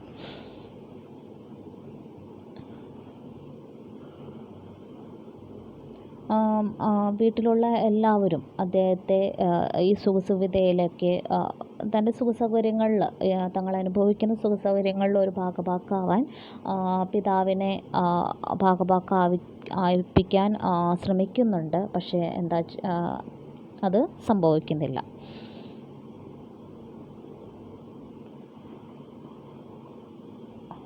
മക്കൾക്കറിയാം പിതാവിൻ്റെ ഈ ആത്മനിർഭരതയും സ്വാഭിമാനം അതുപോലെ സാധകിയൊക്കെയാണ് അദ്ദേഹത്തിൻ്റെ വജ്രാഹങ്കാരം എന്ന് പറയുന്നത്.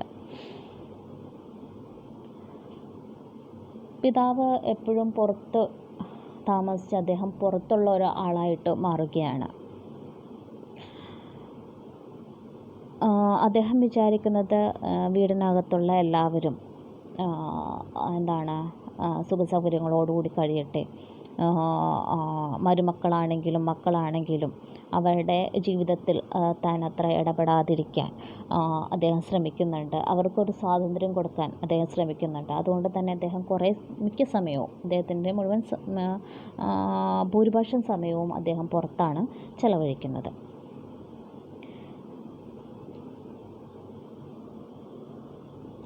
पिता लगातार विजयी है, कठोर है, तो क्या उन्होंने पुत्रों के सामने अपने को कभी पसारा नहीं. उसे लगा पिता एक बुलंद भीमखाई दरवाजे की तरह खड़े हैं, जिससे टकरा टकरा कर हम सब निहायत पित्ती और दयनीय होते जा रहे हैं. उसने चाहा कि वह खिड़की से पिता को अंदर आकर सोए रहने के लिए आग्रहपूर्वक कहे, लेकिन वह ऐसा नहीं कर सका. वह असंतोष और सहानुभूति दोनों के बीच असंतुलित भड़कता रहा. शायद पिता औंध गए थे. करवट बदलने से उत्पन्न होने वाले कार्ड की चरमराहट, लाठी की पटक कुछ सुन नहीं पड़ रहा है. पिता सो गए होंगे. इस विचार से उसे परम शांति मिली और वह नींद में चित्त हो गए. थोड़े समय उपरांत वह एकाएक उछलकर उठ बैठा. कुछ क्षणों तक अंधेरे को घूरा. उसे शरीर में एकाएक बहुत गर्मी सी लगी. उड़कर उसने 2-3 कुल्ले किए. और ढेर सारा ठंडा पानी पिया। उसने इत्मीनान के लिए खिड़की के बाहर देखा, पिता सोए नहीं, अथवा कुछ सोकर पुनः जगे हुए हैं। शायद उन्हें इत्मीनान है कि घर में सभी लोग निश्चित रूप से सो रहे हैं। चारों तरफ धूमिल चांदनी फैलने लगी। सुबह जो दूर के भ्रम में पश्चिम से पूर्व की ओर कौवे काव काव करते उड़े, वह खिड़की से हटकर बिस्तर पर आया।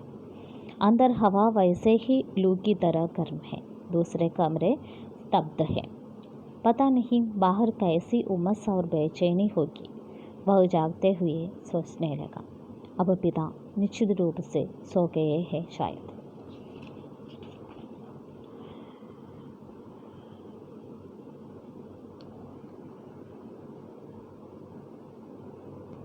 പിതാവ് എന്ന് പറയുന്ന ആൾ തങ്ങളെയൊക്കെ സംരക്ഷിക്കാനായിട്ട് എന്താണ് ഒരു വലിയ വാതിൽ പോലെ നിൽക്കുകയാണ് തങ്ങളുടെ വീടിന്. അപ്പോൾ അതിനിടയിൽ ഞങ്ങൾ മക്കൾ ആരുമല്ലാതാവുന്നു. ഈ മകൻ വീണ്ടും തൻ്റെ ജനലിലൂടെ പുറത്തേക്ക് നോക്കിയാണ് അച്ഛൻ ഉറങ്ങിയോ എന്നറിയാൻ വേണ്ടിയിട്ട്. പിന്നെ എന്താണ് ഈ അച്ഛൻ കിടക്കുന്ന കട്ടിലിൻ്റെ സൗണ്ട് അങ്ങോട്ട് തിരിഞ്ഞു മറിയുമ്പോൾ ഉള്ള സൗണ്ടൊന്നും കേൾക്കുന്നില്ല. അപ്പോൾ അദ്ദേഹം വിചാരിക്കുകയാണ് അച്ഛൻ ഉറങ്ങിയിട്ടുണ്ടാവും. കുറച്ച് കഴിഞ്ഞിട്ട് ഈ മകൻ വീണ്ടും എണീക്കുകയാണ്. എന്നിട്ട്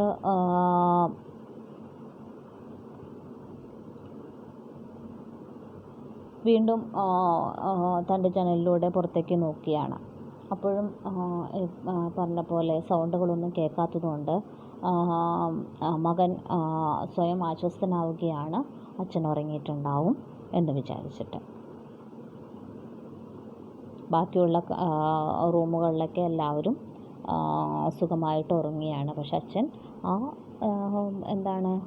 ചൂടുള്ള കാലാവസ്ഥയിൽ പുറത്ത് കിടന്ന് എങ്ങനെ ഉറങ്ങുന്നു എന്നുള്ള ഒരു അത്ഭുതം ഈ മകനും ഉണ്ട്.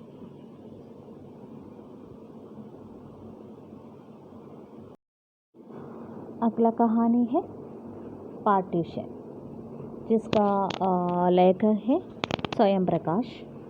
स्वयं प्रकाश हिंदी के एक प्रसिद्ध लेखक रहे हैं. उनकी कहानी पढ़ने में बड़ी सरल होती है. उनकी कहानियों में जितनी सरलता होती है उतनी ही उनकी कहानियाँ मन को झकझोर देने वाली भी होती हैं. और उनकी कहानियाँ अधिकतर सामाजिक सरोकारों से संबंधित रही हैं.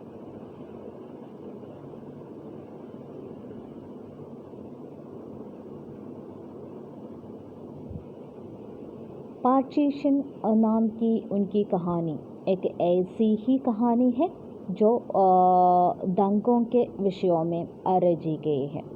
हालांकि यह कहानी पूरी तरह दंगों की पृष्ठभूमि पर नहीं है, लेकिन दंगों से संबंधित विषय इस कहानी का मुख्य अंग है.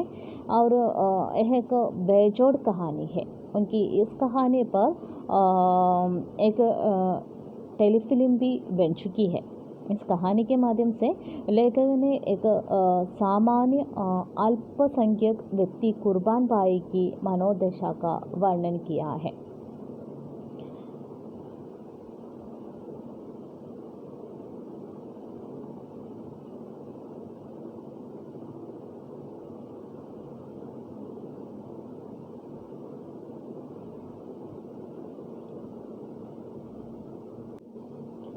ഈ കഹാനിയിലൂടെ പാർട്ടീഷൻ എന്ന കഹാനിയിലൂടെ സ്വയം പ്രകാശ് ഖുർബാൻ ഭായ് എന്ന് പറയുന്ന ഒരാളുടെ അദ്ദേഹത്തിൻ്റെ മനോദശയാണ് വർണ്ണിച്ചിരിക്കുന്നത്.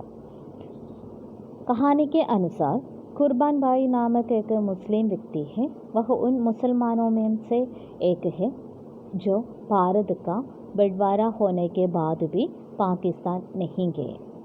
बंटवारे होने के बाद दोनों देशों में दंगे भड़क गए थे. देश का बंटवारा हो गया था. सब जगह दुकानें जलाई, बहुत सारे रिश्तेदार पाकिस्तान चले गए थे। उनके 2 भाइयों का हत्या भी हो गई। ऐसे में उनको सूझ नहीं रहा था कि कहाँ जाए, कहाँ सर छुपाए।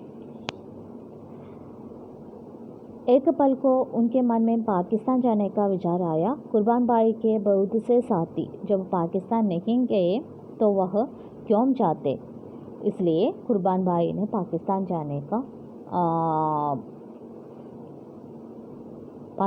ना जाने का फैसला किया।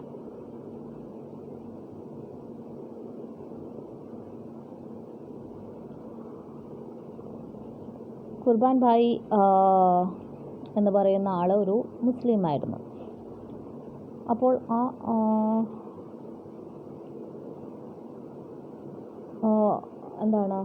പാകിസ്ഥാൻ അതുപോലെ ഭാരത് തമ്മിലുള്ള ആ ഒരു വിഭാജനത്തിൻ്റെ സമയത്തുള്ളൊരു കഹാനിയാണ്. അപ്പോൾ ആ സമയത്ത് കുറേ ആളുകൾ പാകിസ്ഥാനിലേക്ക് പോയിരുന്നു. പക്ഷേ കുർബാൻ ഭായി പോയില്ല.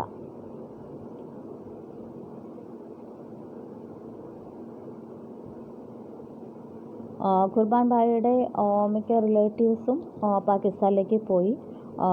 അദ്ദേഹത്തിൻ്റെ 2 ഭായിമാരുടെ മരണം വരെ ഉണ്ടായി.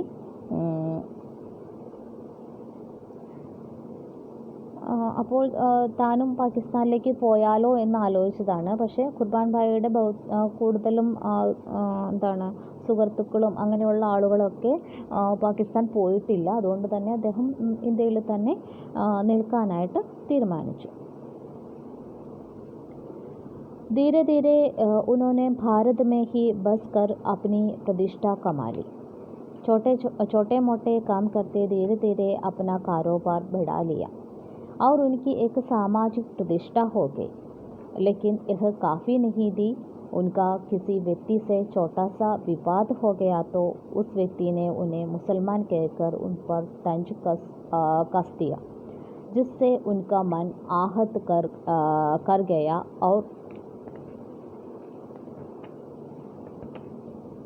और उन्होंने जो अपनी प्रतिष्ठा कमाई थी वह उन्हें मिट्टी में मिलती दिखाई दी.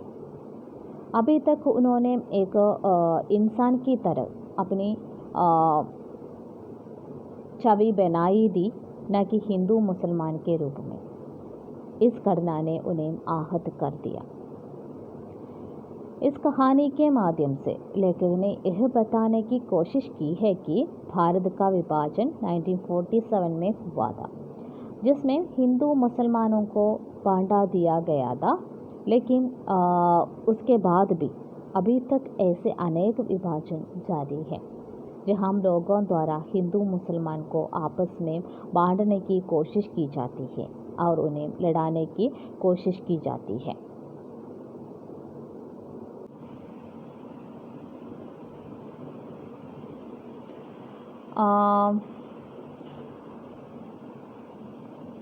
അങ്ങനെ അദ്ദേഹം ഭാരതത്തിൽ ജീവിക്കാനായിട്ട് ശ്രമിക്കുന്നു. അദ്ദേഹം ഭാരതത്തിൽ ജീവിക്കാൻ തീരുമാനിച്ചു. അങ്ങനെ അദ്ദേഹം ചെറിയ കാര്യങ്ങളൊക്കെ ചെറിയ ജോലികളൊക്കെ ചെയ്തിട്ട് തൻ്റെ ബിസിനസ് വളർത്തിയെടുത്തു. അങ്ങനെ മറ്റുള്ള എല്ലാവരുടെയും മുന്നിൽ അദ്ദേഹം ഒരു ഒരു നല്ല വ്യക്തിത്വമായിട്ട് വളർന്നു. ആ ഇടയ്ക്കാണ് ഒരു വ്യക്തിയുമായിട്ട് വിവാദമുണ്ടാകുന്നത്. ആ സമയത്ത് ആ വ്യക്തി ഇദ്ദേഹത്തെ മുസൽമാൻ എന്ന് വിളിക്കുന്നു. അപ്പോൾ അതുവരെ അദ്ദേഹം മുസ്ലിം ജാതി മതഭേദം എന്ന പോലെ ജാതി മതഭേദം അങ്ങനെ ഒന്നും നോക്കിയിട്ടുണ്ടായിരുന്നില്ല. ഒരു മനുഷ്യൻ എന്നുള്ള രീതിയിലാണ് അദ്ദേഹം ജീവിച്ചിരുന്നത്. അദ്ദേഹത്തിന് എല്ലാവരും ഒന്നായിരുന്നു. പക്ഷേ ഇങ്ങനെ ഒരു പ്രശ്നം വന്നപ്പോൾ അദ്ദേഹത്തെ അങ്ങനെ വിളിച്ച് അദ്ദേഹത്തെ തരം താഴ്ത്തുകയാണ് ചെയ്തത്. അതായത് ജാതി അല്ലെങ്കിൽ മതം എന്നുള്ളത് അദ്ദേഹത്തിന് ഉണ്ടായിരുന്നില്ല. അദ്ദേഹം ഒരു പൗരൻ എന്നുള്ള രീതിയിൽ, ഒരു ഇന്ത്യൻ പൗരൻ എന്നുള്ള രീതിയിലാണ് അദ്ദേഹം ജീവിച്ചിരുന്നത്. അപ്പോൾ അദ്ദേഹം അത്ര നാളും സമ്പാദിച്ച ആ ഒരു പേര് ആ ഒരു സംഭവത്തിനോട് കൂടിയിട്ട് അദ്ദേഹത്തിന് നഷ്ടപ്പെടുകയാണ് ചെയ്യുന്നത്. അപ്പോൾ ഈ കഹാനിയിലൂടെ ലേഖകൻ പറയുന്നത് എന്താണെന്ന് വെച്ചിട്ടുണ്ടെങ്കിൽ 1947 ഭാരത് ഇന്ത്യ പാകിസ്ഥാൻ വിഭാജനം ഉണ്ടായത്. അന്നാണ് ഹിന്ദു മുസ്ലിം എന്നുള്ളൊരു വിഭാജനവും നടന്നത്. അപ്പോൾ അത് അന്ന് നടന്നതാണെങ്കിലും ആ സംഭവം ഇപ്പോഴും നടന്നുകൊണ്ടിരിക്കുന്നു എന്നാണ് ലേഖകൻ പറയുന്നത്. ഇതുപോലെയുള്ള ചെറിയ ചെറിയ സംഭവങ്ങളിലൂടെ അത് ഇപ്പോഴും നടന്നുകൊണ്ടിരിക്കുന്നു.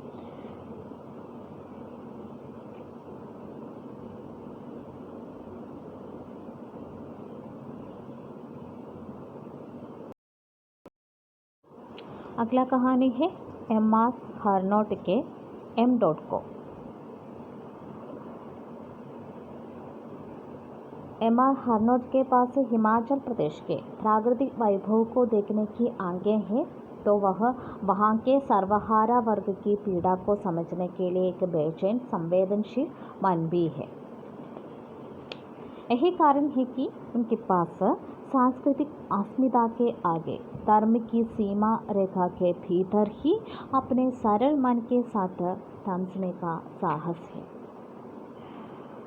उनके पास एक सरल पहाड़ी मन है जिसकी तरल संवेदना उनकी कहानियों की प्राणवायु है.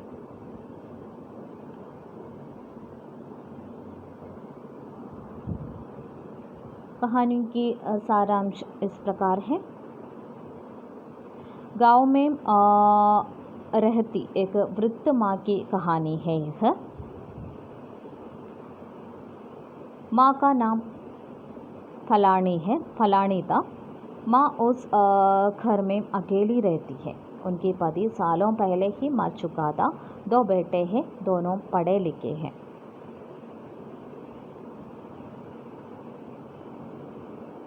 दोनों गांव छोड़कर शहर में जाकर नौकरी करते हैं. वहीं से शादी करके वहीं बस गए.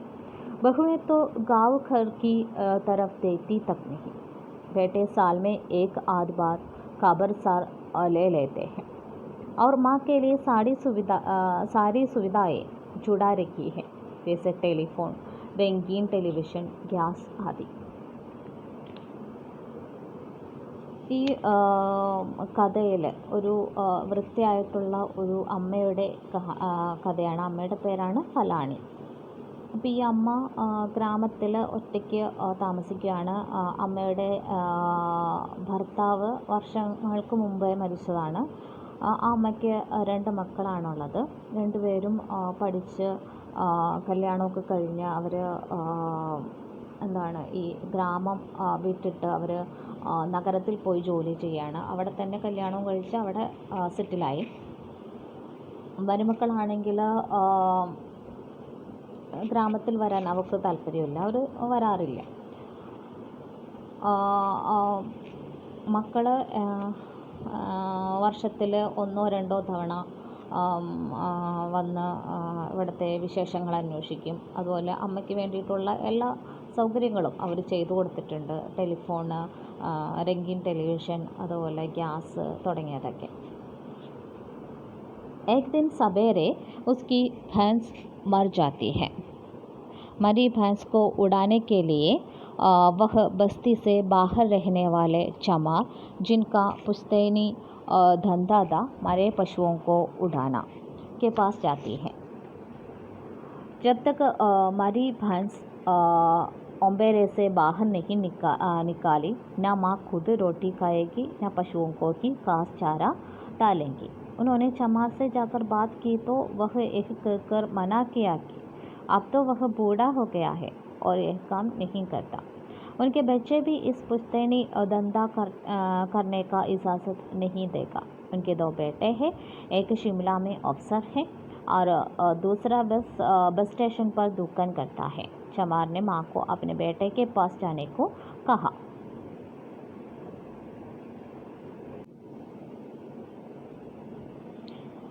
അങ്ങനെ ഒരു ദിവസം രാവിലെ എണീറ്റപ്പോൾ ഈ അമ്മ കാണുകയാണ് തൻ്റെ ഒരു എരുമ മരിച്ചു കിടക്കുന്നതായിട്ട്.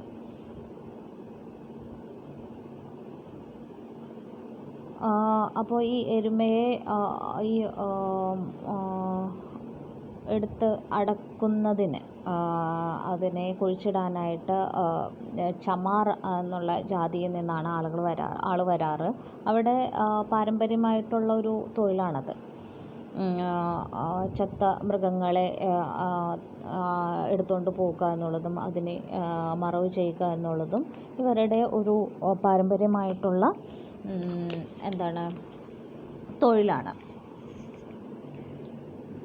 അപ്പോൾ അതിന് വേണ്ടിയിട്ട് അമ്മ ചമാറിൻ്റെ അടുത്ത് പോവുകയാണ്.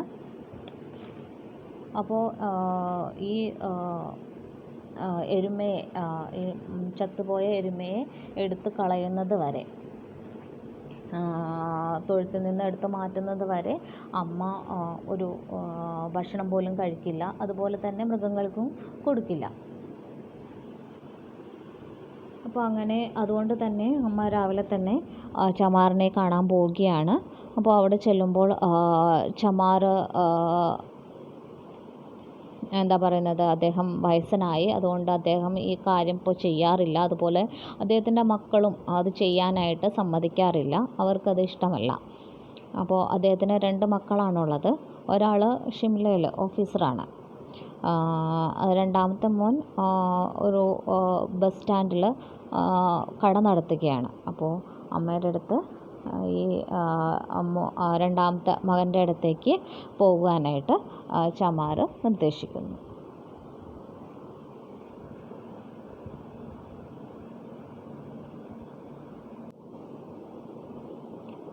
वह बस अड्डे में आकर उस लड़के का दुकान ढूंढने लगी. तब उनका पहचान वाला बुधराम से मुलाकात हुई. बुधराम ने माँ को चमार के लड़के से मिलवाया. उस लड़के का नाम महेंद्र था. माँ ने उनसे अपनी बात कही. महेंद्र ने माँ के नाम पूछकर अपने कंप्यूटर में कुछ ढूंढने लगा और फिर कहा कि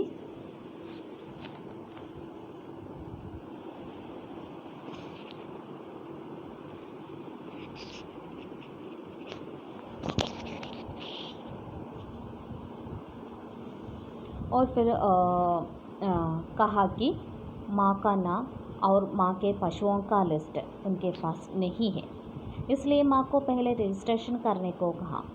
माँ को कुछ समझ में नहीं आया तो बुधराम ने समझाया कि गांव के जितने भी आदमी हैं उनके नाम पशुओं के लिस्ट के साथ महेंद्र के पास है. जब कोई पशु मरता है और पैदा होता है इनके कंप्यूटर में दर्ज हो जाता है. इस काम के लिए फीस भी लगती है. अगर माँ के नाम इसमें होता तो महेंद्र ईमेल करके शहर से 2-4 आदमियों को बुलाकर भैंस को ओबारा से बाहर कर देता. और यही भी नहीं, वह भैंस को काट कर उनकी मांस, हड्डियाँ, खाल सब कुछ शहर ले जाएंगे. माँ को कुछ भी समझ में नहीं आई और अब क्या करना है कुछ भी पता नहीं था. सड़क पर आकर माँ ने उस दुकान की नाम पढ़ा M.com. अंत में लाचार होकर वह वृद्ध माँ वापस गाँव लौट गई.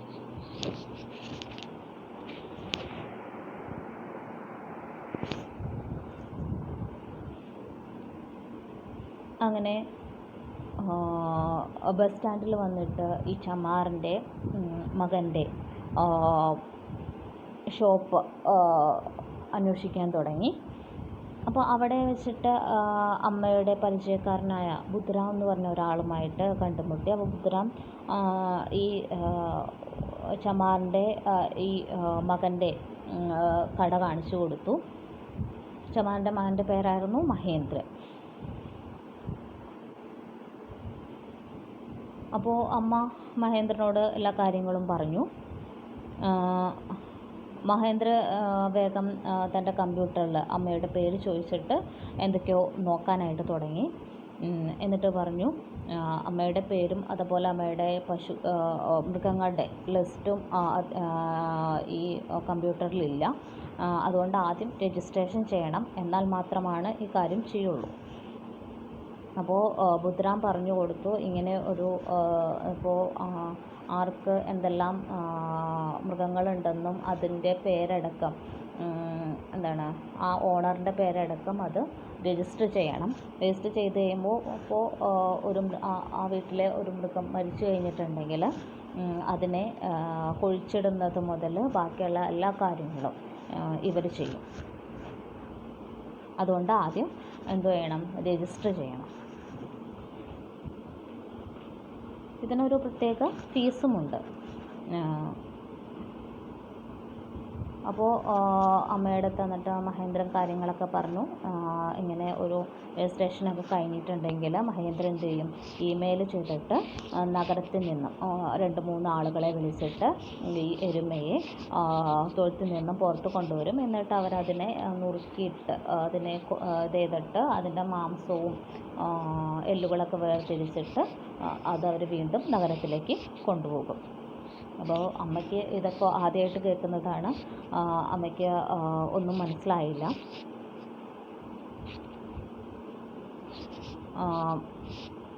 അപ്പോൾ എന്താ ചെയ്യേണ്ടതെന്നുള്ളത് അമ്മയ്ക്ക് അറിയാതെ പോയി. അപ്പോൾ എന്ത് ചെയ്തു, അമ്മയ്ക്കൊന്നും അറിയില്ലാത്തതുകൊണ്ട് അവർ അവിടെ നിന്ന് തിരിച്ചു പോവുകയാണ്. എന്നിട്ട് തിരിച്ചു പോകുന്നതിൻ്റെ ഇടയ്ക്ക് ഈ മഹേന്ദ്രൻ്റെ ഷോപ്പിൻ്റെ പേര് അമ്മ വായിക്കുകയാണ്. m.com എന്നാണ് ആ ഷോപ്പിൻ്റെ പേര്. അങ്ങനെ തന്നെ കൊണ്ട് ഇതൊന്നും പറ്റില്ല എന്നറിഞ്ഞുകൊണ്ട് ഈ അമ്മ ഗ്രാമത്തിലേക്ക് തിരിച്ചു പോവുകയാണ് ചെയ്യുന്നത്.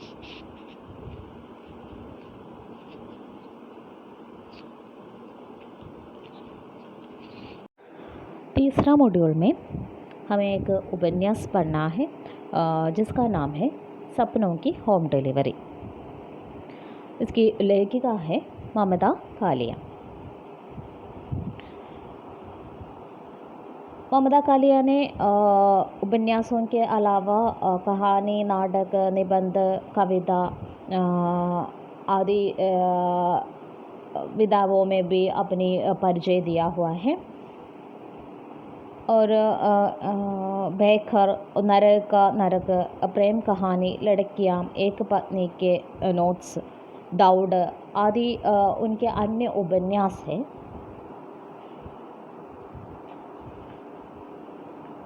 सपनों की होम डिलीवरी नए ज़माने के करवट बदलते रिश्तों को केंद्र में रखकर लिखा गया उपन्यास है। वह चाहे पति पत्नी का रिश्ता हो, माता पिता और संतान का रिश्ता हो या प्रेमी प्रेमिका का। ईमानदारी से देखें तो हर रिश्ता नए वक्त के साथ ताल बिठाने की कोशिश कर रहा है। दोष किसी का नहीं है। शायद हर युग अपने सामाजिक संजाल को ऐसा ही बदलना होगा।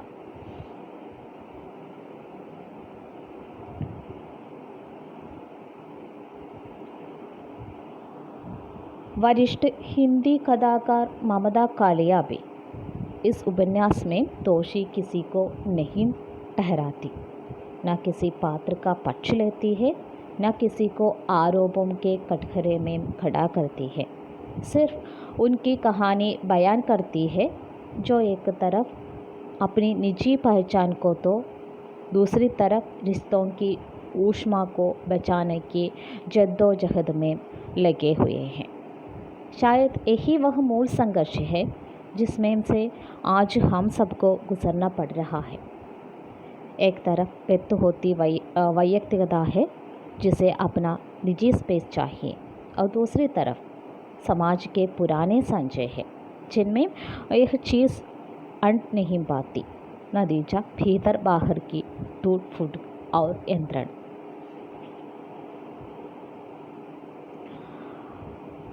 മമത കാലിയയുടെ സപ്നം കി ഹോം ഡെലിവറി എന്ന് പറയുന്ന ഒരു ഈ ഉപന്യാസിൽ അവർ പറഞ്ഞിരിക്കുന്നത് എന്താണ്, ഈ ഇപ്പോൾ സമൂഹത്തിൽ നേരിട്ടുകൊണ്ടിരിക്കുന്ന ഓരോരുത്തരുടെയും പ്രശ്നങ്ങളാണ്. അതായത് ഇപ്പോഴെങ്ങനെയാണ് നമ്മുടെ സ്വന്തം വ്യക്തിത്വം നിലനിർത്തുന്നതിനോടൊപ്പം തന്നെ നമ്മുടെ ബന്ധങ്ങളെയും കൂടെ കൂട്ടേണ്ടതായിട്ടുള്ള ആവശ്യമുണ്ട്. അപ്പോൾ അതിൻ്റെ ഇടയിൽ ഒരു ബാലൻസ് കൊണ്ടുവരിക എന്നുള്ളത് വളരെ ബുദ്ധിമുട്ടുള്ള കാര്യമാണ്.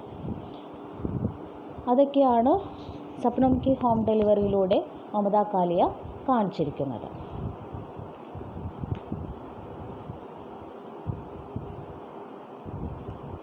इस उपन्यास की नायिका की नाम है रुचि शर्मा। वह एक मशहूर पाक कला और व्यंजन विशेषज्ञ मानी जाती थी। उसके नाम से व्यंजन पुस्तकों की एक पूरी श्रृंखला 5 भाषाओं में अनुवाद होकर छपती। 2 टीवी चैनल पर उसका साप्ताहिक कार्यक्रम आता। रुचि एक BH के फ्लैट में रह रही है। रुचि के पति का नाम प्रभाकर था। उनका एक बेटा भी है, नाम है गगन। रुचि अपने पति से तलाक ले लिया था क्योंकि वह एक शराबी इंसान था। यही नहीं, अन्य स्त्रियों के साथ उनका बर्ताव ठीक नहीं था।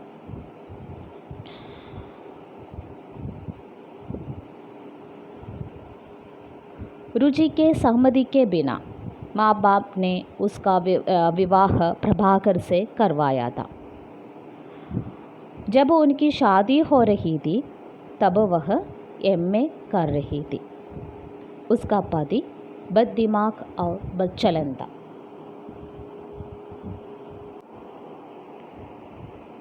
ഈ ഉപന്യാസത്തിലെ നായികയുടെ പേരാണ് രുചി ശർമ്മ.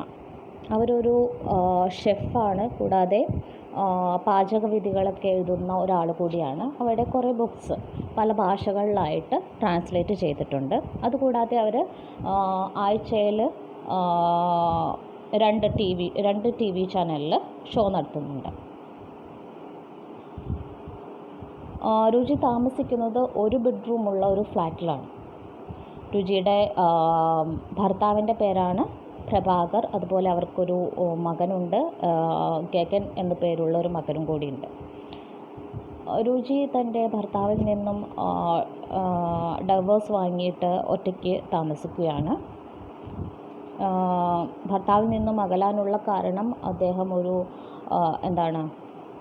മദ്യം കഴിക്കുന്ന ആളായിരുന്നു. അതുമാത്രമല്ല, മറ്റുള്ള സ്ത്രീകളുമായിട്ട് അദ്ദേഹത്തിന് ബന്ധമുണ്ടായിരുന്നു. രുചിയുടെ സമ്മതത്തോടു കൂടി ആയിരുന്നില്ല ഈ വിവാഹം നടന്നിരുന്നത്. രുചിയുടെ കല്യാണം നടക്കുമ്പോൾ അവൾ MAക്ക് പഠിക്കുകയായിരുന്നു. അവളുടെ ഭർത്താവ് അത്ര നല്ല ആൾ ആയിരുന്നില്ല, ദുർനടപ്പുള്ളൊരു ആളായിരുന്നു.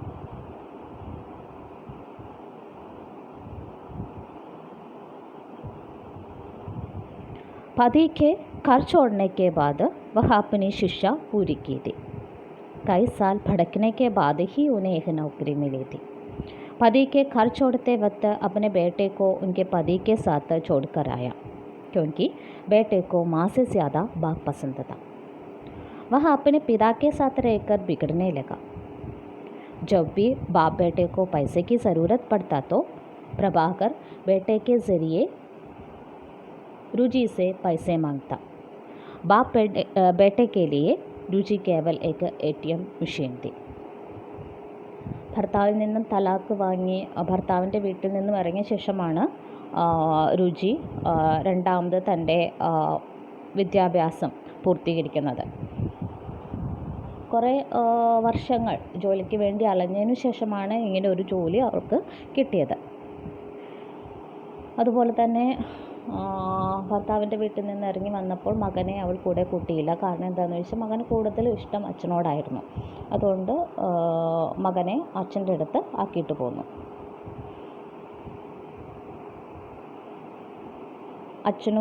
മോനും അച്ഛനെ പോലെ തന്നെ അച്ഛൻ്റെ സ്വഭാവം കണ്ട് ആ രീതിയിൽ വളരാനാണ് തുടങ്ങിയിരുന്നത്.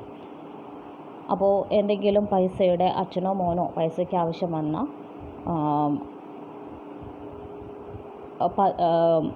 രുചിയോട് ആണ് ചോദിക്കുക. അത് മകനെ കൊണ്ട് ചോദിപ്പിക്കുകയാണ് ഭർത്താവ് ചെയ്യുക. അങ്ങനെ അച്ഛനും മകനും രുചി എന്ന് പറഞ്ഞാൽ ഒരു ATM മെഷീനായിരുന്നു. रुचि के कार्यक्रम के अनेक प्रशंसक और प्रशंसिकाएं थी. वे उसे सराहने के खत लिखते थे और कभी कभी किसी दिलचस्प खत लिखने वाले को कार्यक्रम में आमंत्रित किया जाता था और उससे उसी के पसंद का व्यंजन बनवाया जाता था. ऐसे ही एक आमंत्रित आयोजन में सर्वेश नारंग को बुलाया गया. लेकिन वे रुचि के प्रशंसक नहीं थे, बल्कि उनके द्वारा बनाए गए व्यंजन को वे चुनौती दिया था। सर्वेश ने अपना व्यंजन प्रस्तुत किया और यही सभी को पसंद भी आया। ऐसे ही रुचि और सर्वेश की पहला मुलाकात हुई। उस दिन सर्वेश और रुचि के बीच विजिटिंग कार्ड का आदान प्रदान महज औपचारिक रही। രുചിയുടെ ഈ ടി വി ഷോയ്ക്ക് കുറേയധികം ആരാധകരുണ്ടായിരുന്നു. അപ്പോൾ ഇവരെ അഭിനന്ദിച്ചുകൊണ്ടുള്ള കത്തുകൾ ഈ ടി വി ഷോയിലേക്ക് ചെല്ലുമായിരുന്നു. അപ്പോൾ അതിൽ നിന്നും തിരഞ്ഞെടുക്കുന്ന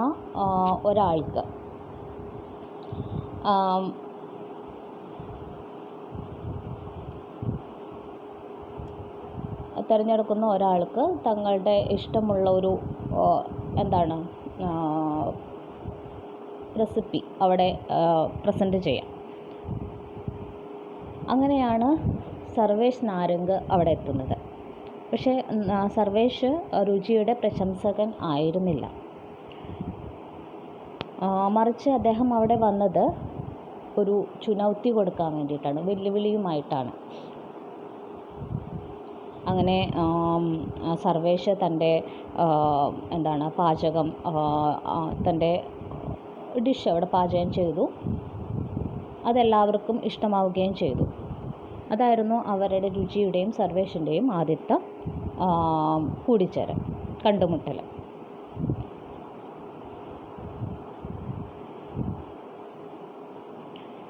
दूसरे चैनल में भी सर्वेश नारंग को कार्यक्रम प्रस्तुत करने के लिए बुलावा मिला. ऐसे रुचि और सर्वेश दोनों दोस्त बन गए. सर्वेश एक खोजी पत्रकार थे. 3 साल पहले वह अपनी पत्नी को तलाक दे दिया था और उनके 17 साल के एक बेटे भी है जिसका नाम है अंश. वह अपनी माँ के साथ रहता था. सर्वेश अपनी माँ के साथ वरेली की एक फ्लैट में रह रहा है. അങ്ങനെ 2 ചാനലിലാണ് രുചി പരിപാടി അവതരിപ്പിക്കുന്നത്. അതിലൊരു ചാനലിൽ സർവേഷിനെ വിളിച്ചു, രണ്ടാമത്തെ ചാനലിലും വിളിച്ചു. അങ്ങനെ രുചിയും സർവേഷും തമ്മിൽ ഫ്രണ്ട്സായി. സർവേഷ് ഒരു കോച്ചി പത്രക്കാരായിരുന്നു, ഇൻവെസ്റ്റിഗേറ്റീവ് ജേർണലിസം, അതായിരുന്നു അദ്ദേഹത്തിൻ്റെ ജോലി. 3 വർഷം മുന്നേ സർവേഷിൻ്റെ ഡൈവോഴ്സ് നടന്നിരുന്നു. അദ്ദേഹത്തിന് 17 വയസ്സുള്ള ഒരു മകനുമുണ്ട്. മകൻ്റെ പേരാണ് അംഷ്. സർവേഷ് തൻ്റെ അമ്മയുടെ ഒപ്പം വരേലിയിൽ ഒരു ഫ്ലാറ്റിലാണ് താമസിച്ചിരുന്നത്. सर्वेश को रुचि के कार्यक्रम प्रस्तुत करने का अंदाज बहुत अच्छा लगा. दोनों कैफ़े कॉफ़ी डे में हर हफ्ते मिलते रहे. സർവേഷിന് രുചിയിൽ ഏറ്റവും ഇഷ്ടമായത് രുചി പ്രസൻറ്റ് ചെയ്യുന്ന ഓരോ പരിപാടിയിലും പ്രസൻറ്റ് ചെയ്യുന്ന ആ ഒരു അവതരണമാണ് സർവേഷിന് കൂടുതലും ഇഷ്ടപ്പെട്ടത്. അങ്ങനെ അവർ കഫേ കോഫി ഡേയിൽ എപ്പോഴും കാണുമായിരുന്നു. എല്ലാ ആഴ്ചകളിലും അവർ കാണുമായിരുന്നു.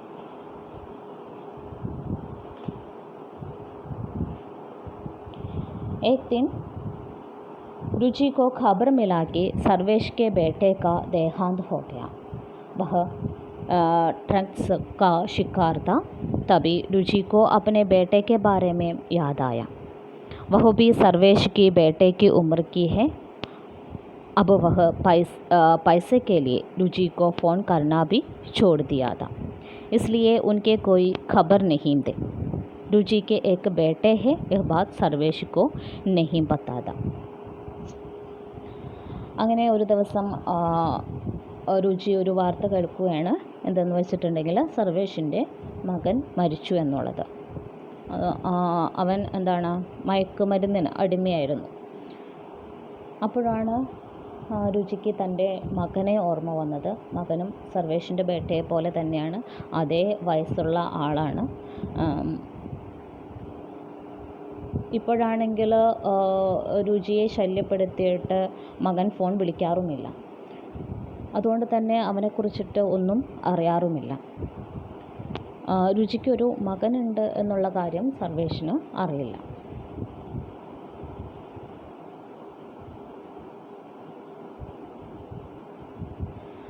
रुचि और सर्वेश की शादी हो गई और रुचि सर्वेश के घर में शिफ्ट हो जाती है.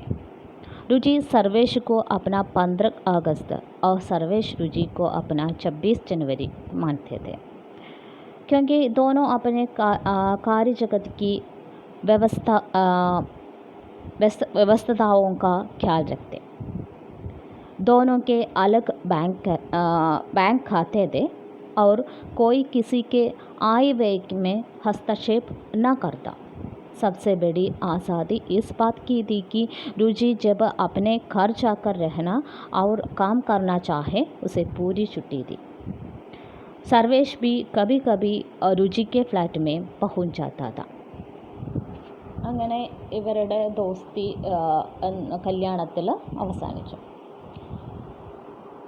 രുചി സർവേഷിനെ 15 ഓഗസ്റ്റ്, അതായത് സ്വാതന്ത്ര്യം എന്നാണ് ഉദ്ദേശിക്കുന്നത് എന്നും, അതുപോലെ തന്നെ സർവേഷ് രുചിയെ 26 ജനുവരി എന്നാണ് വിളിച്ചിരുന്നത്. കാരണം എന്താണെന്ന് വെച്ചിട്ടുണ്ടെങ്കിൽ പരസ്പരം തങ്ങളുടെ ഓഫീസ് ലൈഫൊന്നും കൂട്ടിച്ചേർക്കില്ലായിരുന്നു. അതായത് അവർക്ക് അവരുടെ കാര്യങ്ങൾ, സ്വന്തം കാര്യം ചെയ്യാനുള്ള പൂർണ്ണ സ്വാതന്ത്ര്യം രണ്ടുപേർക്കും ഉണ്ടായിരുന്നു.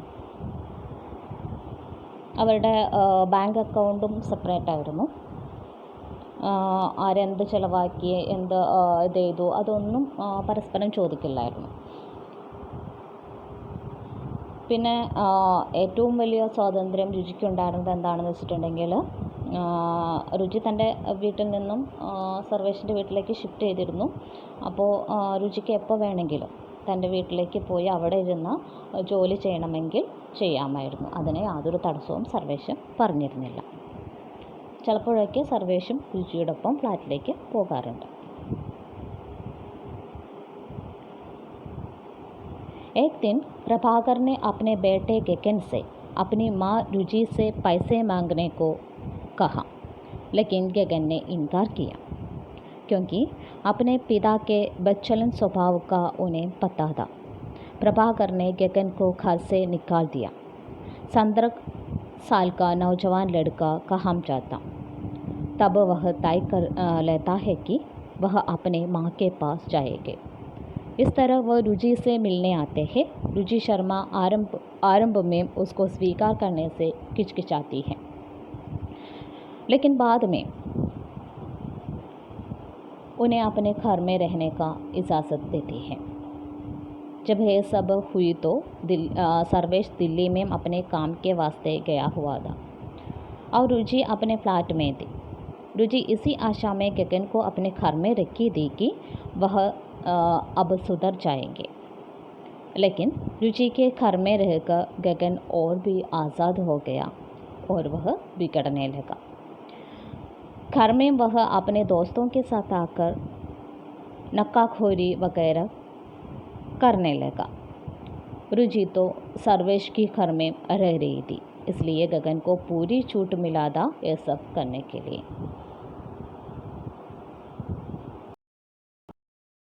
അങ്ങനെ ഒരു ദിവസം പ്രഭാകർ സ്വന്തം മകനായ ഗഗനെ കൊണ്ട് അമ്മയോട്, അതായത് രുചിയോട് പൈസ ചോദിക്കാനായിട്ട് ആവശ്യപ്പെടുകയാണ്. പക്ഷെ ഗഗൻ അത് സമ്മതിച്ചില്ല. അച്ഛൻ്റെ ശരിക്കുള്ള സ്വഭാവം എന്താണെന്ന് അവന് പിന്നീടാണ് മനസ്സിലായത്. അപ്പോൾ ഗഗനെ അത് സമ്മതിക്കാത്തത് കൊണ്ട് ഗഗനെ അച്ഛൻ വീട്ടിൽ നിന്നും ഇറക്കി വിട്ടു.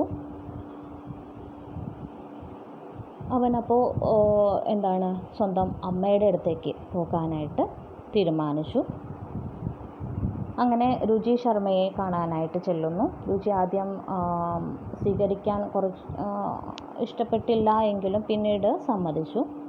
എന്നിട്ട് അവനെ സ്വന്തം ഫ്ലാറ്റിൽ നിർത്തി. അപ്പോൾ ഇവിടെ എത്തിയാലെങ്കിലും അവനൊന്ന് നന്നാവുമല്ലോ എന്നോർത്താണ് രുചി അവനെ ഫ്ലാറ്റിൽ താമസിപ്പിക്കുന്നത്.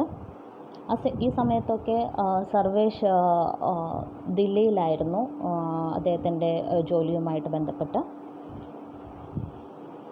പക്ഷേ അവൻ ഗഗൻ രുചിയുടെ വീട്ടിലെത്തിയപ്പോൾ കൂടുതൽ മോശമാവുകയാണ് ചെയ്തത്. അവനവിടെ മദ്യപാനമൊക്കെ തുടങ്ങി, കൂട്ടുകാരെയൊക്കെ കൊണ്ടുവന്നിട്ട് മദ്യപാനമൊക്കെ തുടങ്ങി. കാരണം രുചി ആ വീട്ടിലായിരുന്നില്ല താമസിച്ചിരുന്നത്, രുചി സർവേഷിൻ്റെ വീട്ടിൽ താമസിക്കുകയായിരുന്നു. അതുകൊണ്ട് തന്നെ അവൻ ഒറ്റയ്ക്കായിരുന്നു ആ ഫ്ലാറ്റിൽ. അതിന് ഇങ്ങനെ ചെയ്യാനുള്ള പൂർണ്ണ സ്വാതന്ത്ര്യം അവനവിടെ കിട്ടുന്നുണ്ടായിരുന്നു.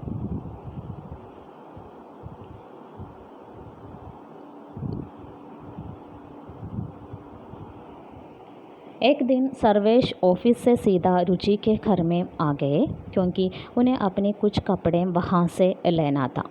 जब वह फ्लैट में पहुँचा तो दरवाज़ा खुला पड़ा मिला. वहाँ के सामान सब बिखरे पड़े थे और किसी अन्य आदमी का कपड़े भी वहाँ देखने को मिला. सर्वेश को बहुत गुस्सा आया और रुचि को फ़ोन मिलाकर कॉफ़ी डे में जहाँ वे लोग शादी के पहले मिला करते थे आने को कहा, क्योंकि सर्वेश अपनी माँ के सामने कोई ड्रामा नहीं चाहता था. അങ്ങനെ ഒരു ദിവസം സർവേഷ് ദില്ലിയിൽ നിന്ന് തിരിച്ചെത്തി. അങ്ങനെ രുചിയുടെ വീട്ടിലേക്ക് പോയി. അവിടെ ചെന്ന് കഴിഞ്ഞപ്പോൾ അവിടെ മൊത്തം അലമ്പായിട്ട് കിടക്കുന്നതാണ് കണ്ടത്. വാതിലൊക്കെ തുറന്നു കിടക്കുന്നു. അവിടെ ഏതോ ഒരു ആൾ താമസിക്കുന്നുണ്ടെന്ന് മനസ്സിലായി. അവിടുത്തെ സെക്യൂരിറ്റിയോട് ചോദിച്ചു കഴിഞ്ഞപ്പോൾ എന്നെ രുചിയുടെ മകനാണ് ഇവിടെ താമസിക്കുന്നത് എന്നുള്ളത് മനസ്സിലായി. സർവേഷിന് നല്ല ദേഷ്യം വന്നു. സർവേഷ് എന്ത് ചെയ്തു, രുചിയെ ഫോൺ വിളിച്ചിട്ട് അവർ കല്യാണത്തിന് മുമ്പ് കണ്ടിരുന്ന കോഫി ഡേമേ വരാനായിട്ട് പറഞ്ഞു. കാരണം സർവേഷിൻ്റെ അമ്മയുടെ മുന്നിൽ ഒരു ഡ്രാമ സർവേഷ് ആഗ്രഹിച്ചിരുന്നില്ല. रुचि ने सर्वेश को बताया कि उसकी एक बेटा भी है, वह अब उनके घर में रह रहा है. सर्वेश से एक बात छुपा कर रखा. इसका कारण रुचि पर वह चिल्लाने लगा. दोनों जाने माने हस्तियाँ थे, इसलिए सब लोग उन्हें देखने लगे. सर्वेश की गुस्सा इतना बढ़ गया कि वह रुचि के गर्दन पकड़ ली. यह दृश्य वहाँ मौजूद किसी पत्रकार ने अपने कैमरा में कैद कर लिया. काउंटर के कर्मचारी लगकर उन दोनों के मेज़ के पास आया और रुचि को पति की गिरफ्त से छुड़ाया. रुचि और सर्वेश वहाँ से उड़कर अपने अपने घर चला जाता है. यह घटना अगले सुबह के अखबार में फ़ोटो के साथ छप कर आता है. मीडिया इससे संबंधित उन दोनों से पूछताछ करता है तो दोनों इस बात से इनकार करता है कि दोनों के बीच झगड़ा हुआ था. दोनों पति पत्नी अब अलग रहने लगे. गगन तो अपनी पूरी आदतों से मजबूर होकर घर से हमेशा लापता रहता है. അങ്ങനെ രുചി സർവേഷിനോട് പറയുകയാണ്, എനിക്കൊരു മകനുണ്ട്, അത് മകനിപ്പോൾ രുചിയുടെ വീട്ടിലാണ് താമസിക്കുന്നതെന്ന് രുചി പറയുന്നു. പക്ഷേ ഈ ഇത് മകനുണ്ട് എന്നുള്ളൊരു ഇത് സത്യം സർവേഷിൽ നിന്ന് മറച്ചു വെച്ചതുകൊണ്ട് സർവേഷിന് രുചിയോട് വളരെയധികം ദേഷ്യം തോന്നി. അവളോട് ദേഷ്യപ്പെടാൻ തുടങ്ങി. ഇവർ രണ്ടുപേരും, രുചിയും അതുപോലെ സർവേഷും എന്ന് പറഞ്ഞിട്ടുണ്ടെങ്കിൽ ഫേമസ് ആയിട്ടുള്ള ആളുകളായിരുന്നു. അതുകൊണ്ട് തന്നെ ഇവരുടെ ഈ അടി കൂടൽ മറ്റുള്ള ആളുകൾ കാണുന്നുണ്ടായിരുന്നു. സർവേഷ് ദേഷ്യത്താൽ എന്താ ചെയ്ത, രുചിയുടെ കഴുത്തെ പിടിക്കാനായിട്ട് പോയി. അപ്പോൾ ആ ദൃശ്യം അവിടെ ഉണ്ടായിരുന്ന ഒരു ന്യൂസ് പേപ്പറിലെ ഒരു ജേർണലിസ്റ്റ് ഇത് തൻ്റെ ക്യാമറയിൽ ഒപ്പിയെടുത്തു. അപ്പോൾ സർവേഷ് രുചിയുടെ കഴുത്ത് ഞെരിക്കാനായിട്ട് പോയപ്പോഴത്തേക്കും വേഗം അവിടെ ഉണ്ടായിരുന്ന ജോലിക്കാർ വന്നിട്ട് അവരെ രണ്ടുപേരും പിടിച്ചു മാറ്റുകയാണ് ചെയ്തത്. അങ്ങനെ രണ്ടുപേരും തങ്ങളുടെ അവരവരുടെ വീടുകളിലേക്ക് തിരിച്ചു പോയി. അടുത്ത ദിവസം ന്യൂസ് പേപ്പറിൽ ഇവരുടെ ഫോട്ടോ സഹിതം അടിച്ചു വന്നിരുന്നു.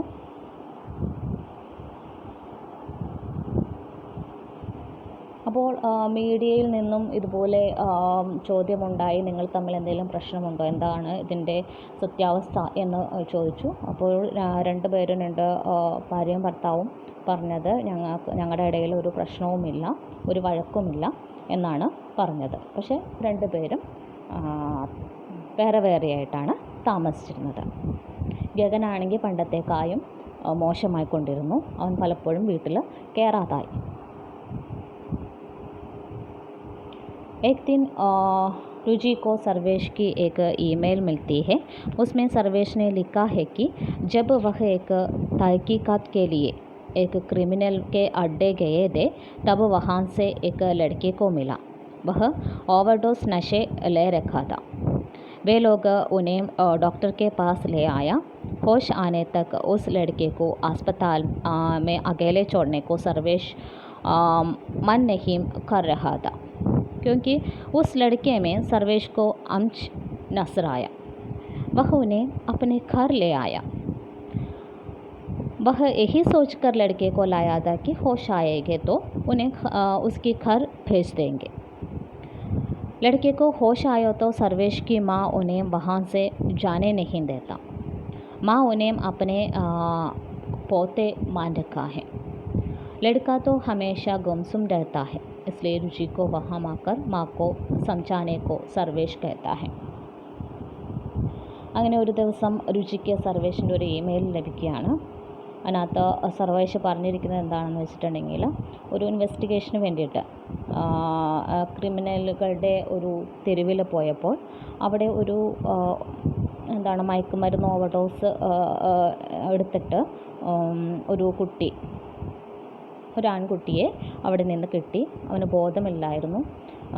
അവനാണെങ്കിൽ അംശിൻ്റെ പ്രായമേ ഉള്ളൂ. അതുകൊണ്ട് ഇവരെന്ത് ചെയ്തു, അവനെ എടുത്തിട്ട് ആസ്പത്രിയിൽ കൊണ്ടുപോയി. അപ്പോൾ അവിടെ അവനൊറ്റയ്ക്ക് ആ ഹോസ്പിറ്റലിൽ വിടാൻ സർവേഷിന് താല്പര്യമില്ലാത്തതുകൊണ്ട്, കാരണം അംശിൻ്റെ അതേ പ്രായമാണ്, അവന് ഓർമ്മ വന്നതുകൊണ്ട് സർവേഷ് ഈ കുട്ടിയെ തൻ്റെ വീട്ടിലേക്ക് കൊണ്ടുപോവുകയാണ്. അതായത് ബോധം വന്നാൽ തിരിച്ച് അവനെ വീട്ടിൽ കൊണ്ടുവന്നാക്കാം എന്നുള്ള ഒരു ഇതിലാണ് സർവേഷ് ഈ ആൺകുട്ടിയെ വീട്ടിലേക്ക് കൊണ്ടുപോകുന്നത്. പക്ഷേ പിന്നീട് എന്താ സംഭവിക്കുന്നതെന്ന് വെച്ചിട്ടുണ്ടെങ്കിൽ, സർവേഷിൻ്റെ അമ്മ ഈ ആൺകുട്ടിയെ അവിടെ നിന്ന് വിടുന്നില്ല. കാരണം അവർക്ക് അവരുടെ ചെറുമകനെയാണ് ഈ മകനെ കണ്ടു കഴിഞ്ഞപ്പോൾ ഓർമ്മ വന്നത്. അപ്പോൾ സർവേഷ് രുചിയെ വിളിച്ചത് എന്തിനാണെന്ന് വെച്ചിട്ടുണ്ടെങ്കിൽ, അമ്മയെ അതൊന്ന് പറഞ്ഞ് മനസ്സിലാക്കി ഈ കുട്ടിയെ അവൻ്റെ വീട്ടിലേക്ക് വിടാനായിട്ടാണ്.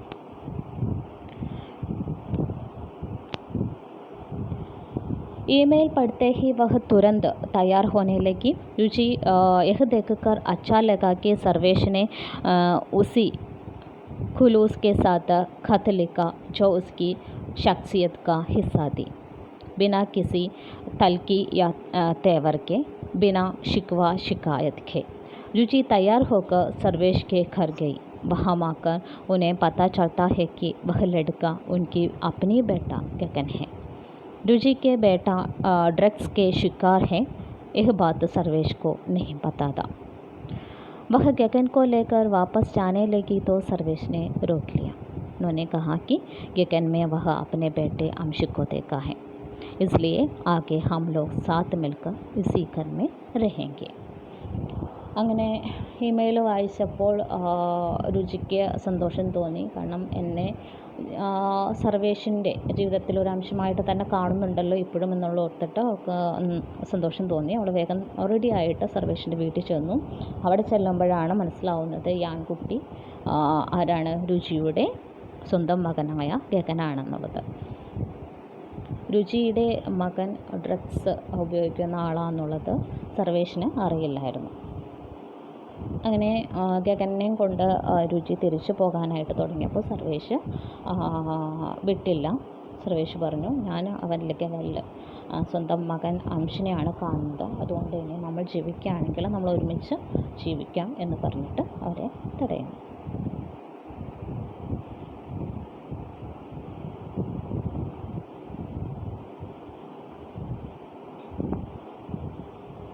सो इतना ही है आज का क्लास। धन्यवाद।